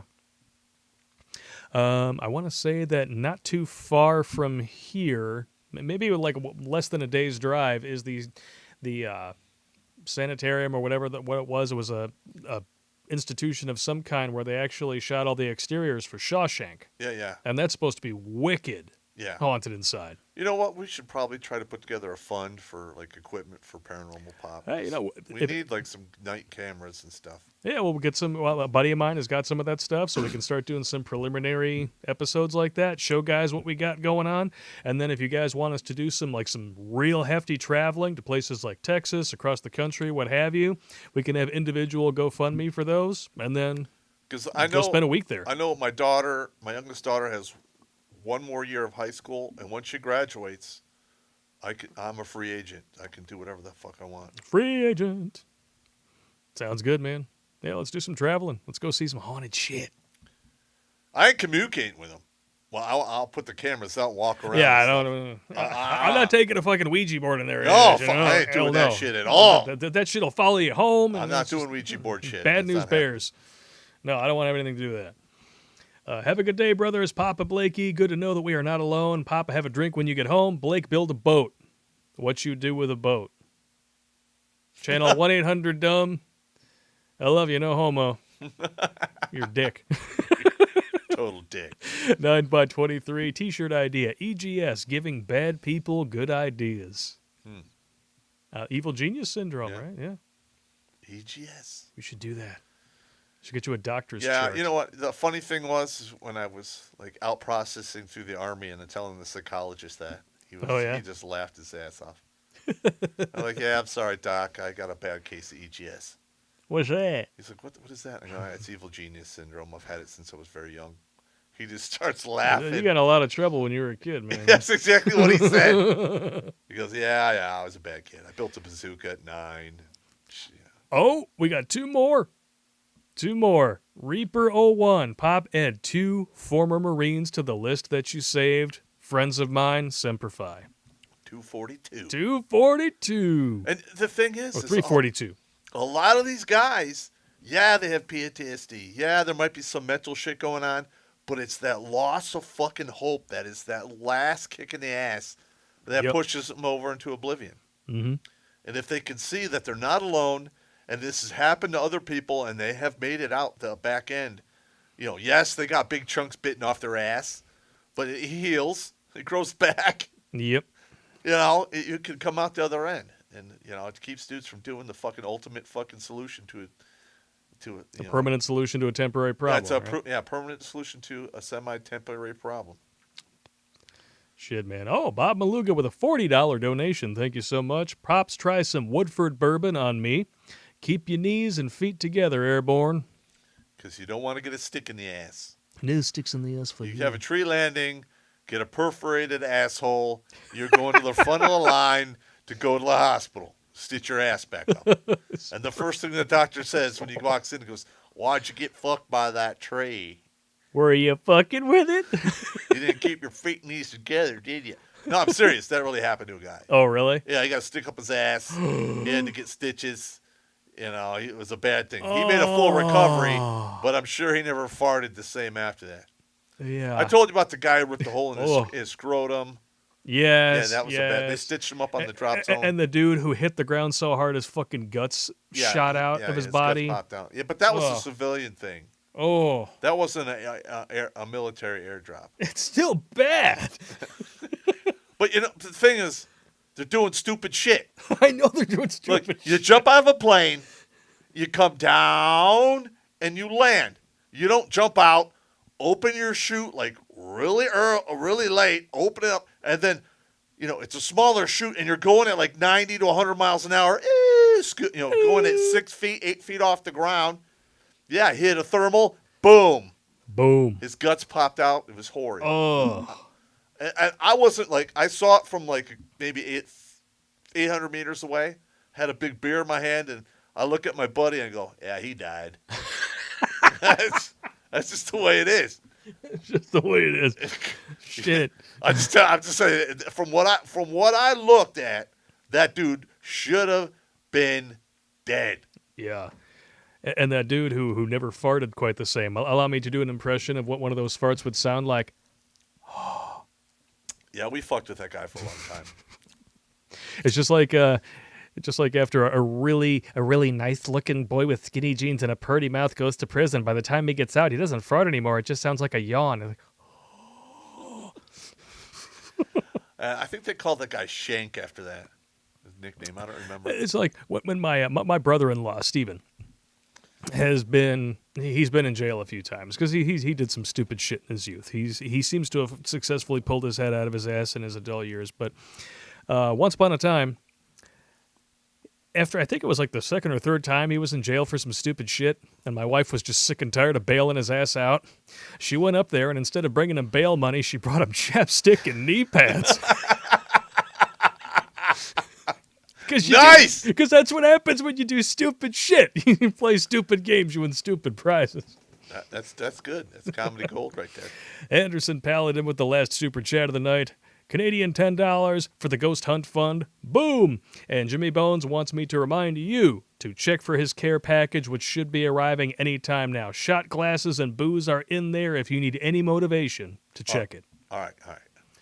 Would you like to do a safety briefing to take us out, good sir? All right, gentlemen. Don't drink and drive. Do not drink and swim. If you have to fight, don't fight alone and never go to the ground, because that's where real bad shit happens. If you have to get in a gunfight, remember, 2 in the body, 1 in the head. The head is always harder to hit because it moves. So if you can get away with just 2 to the body, you're doing good. With that being said, be cool. Don't fuck around. Mind your own business, and you'll be fine. That doesn't apply to me. Heads up! Oh, a black one. God damn it. That is how you end a show. Oh my God. Have a good night, ladies and germs, and don't forget, no penis straws in the house. Because it might make the popster angry.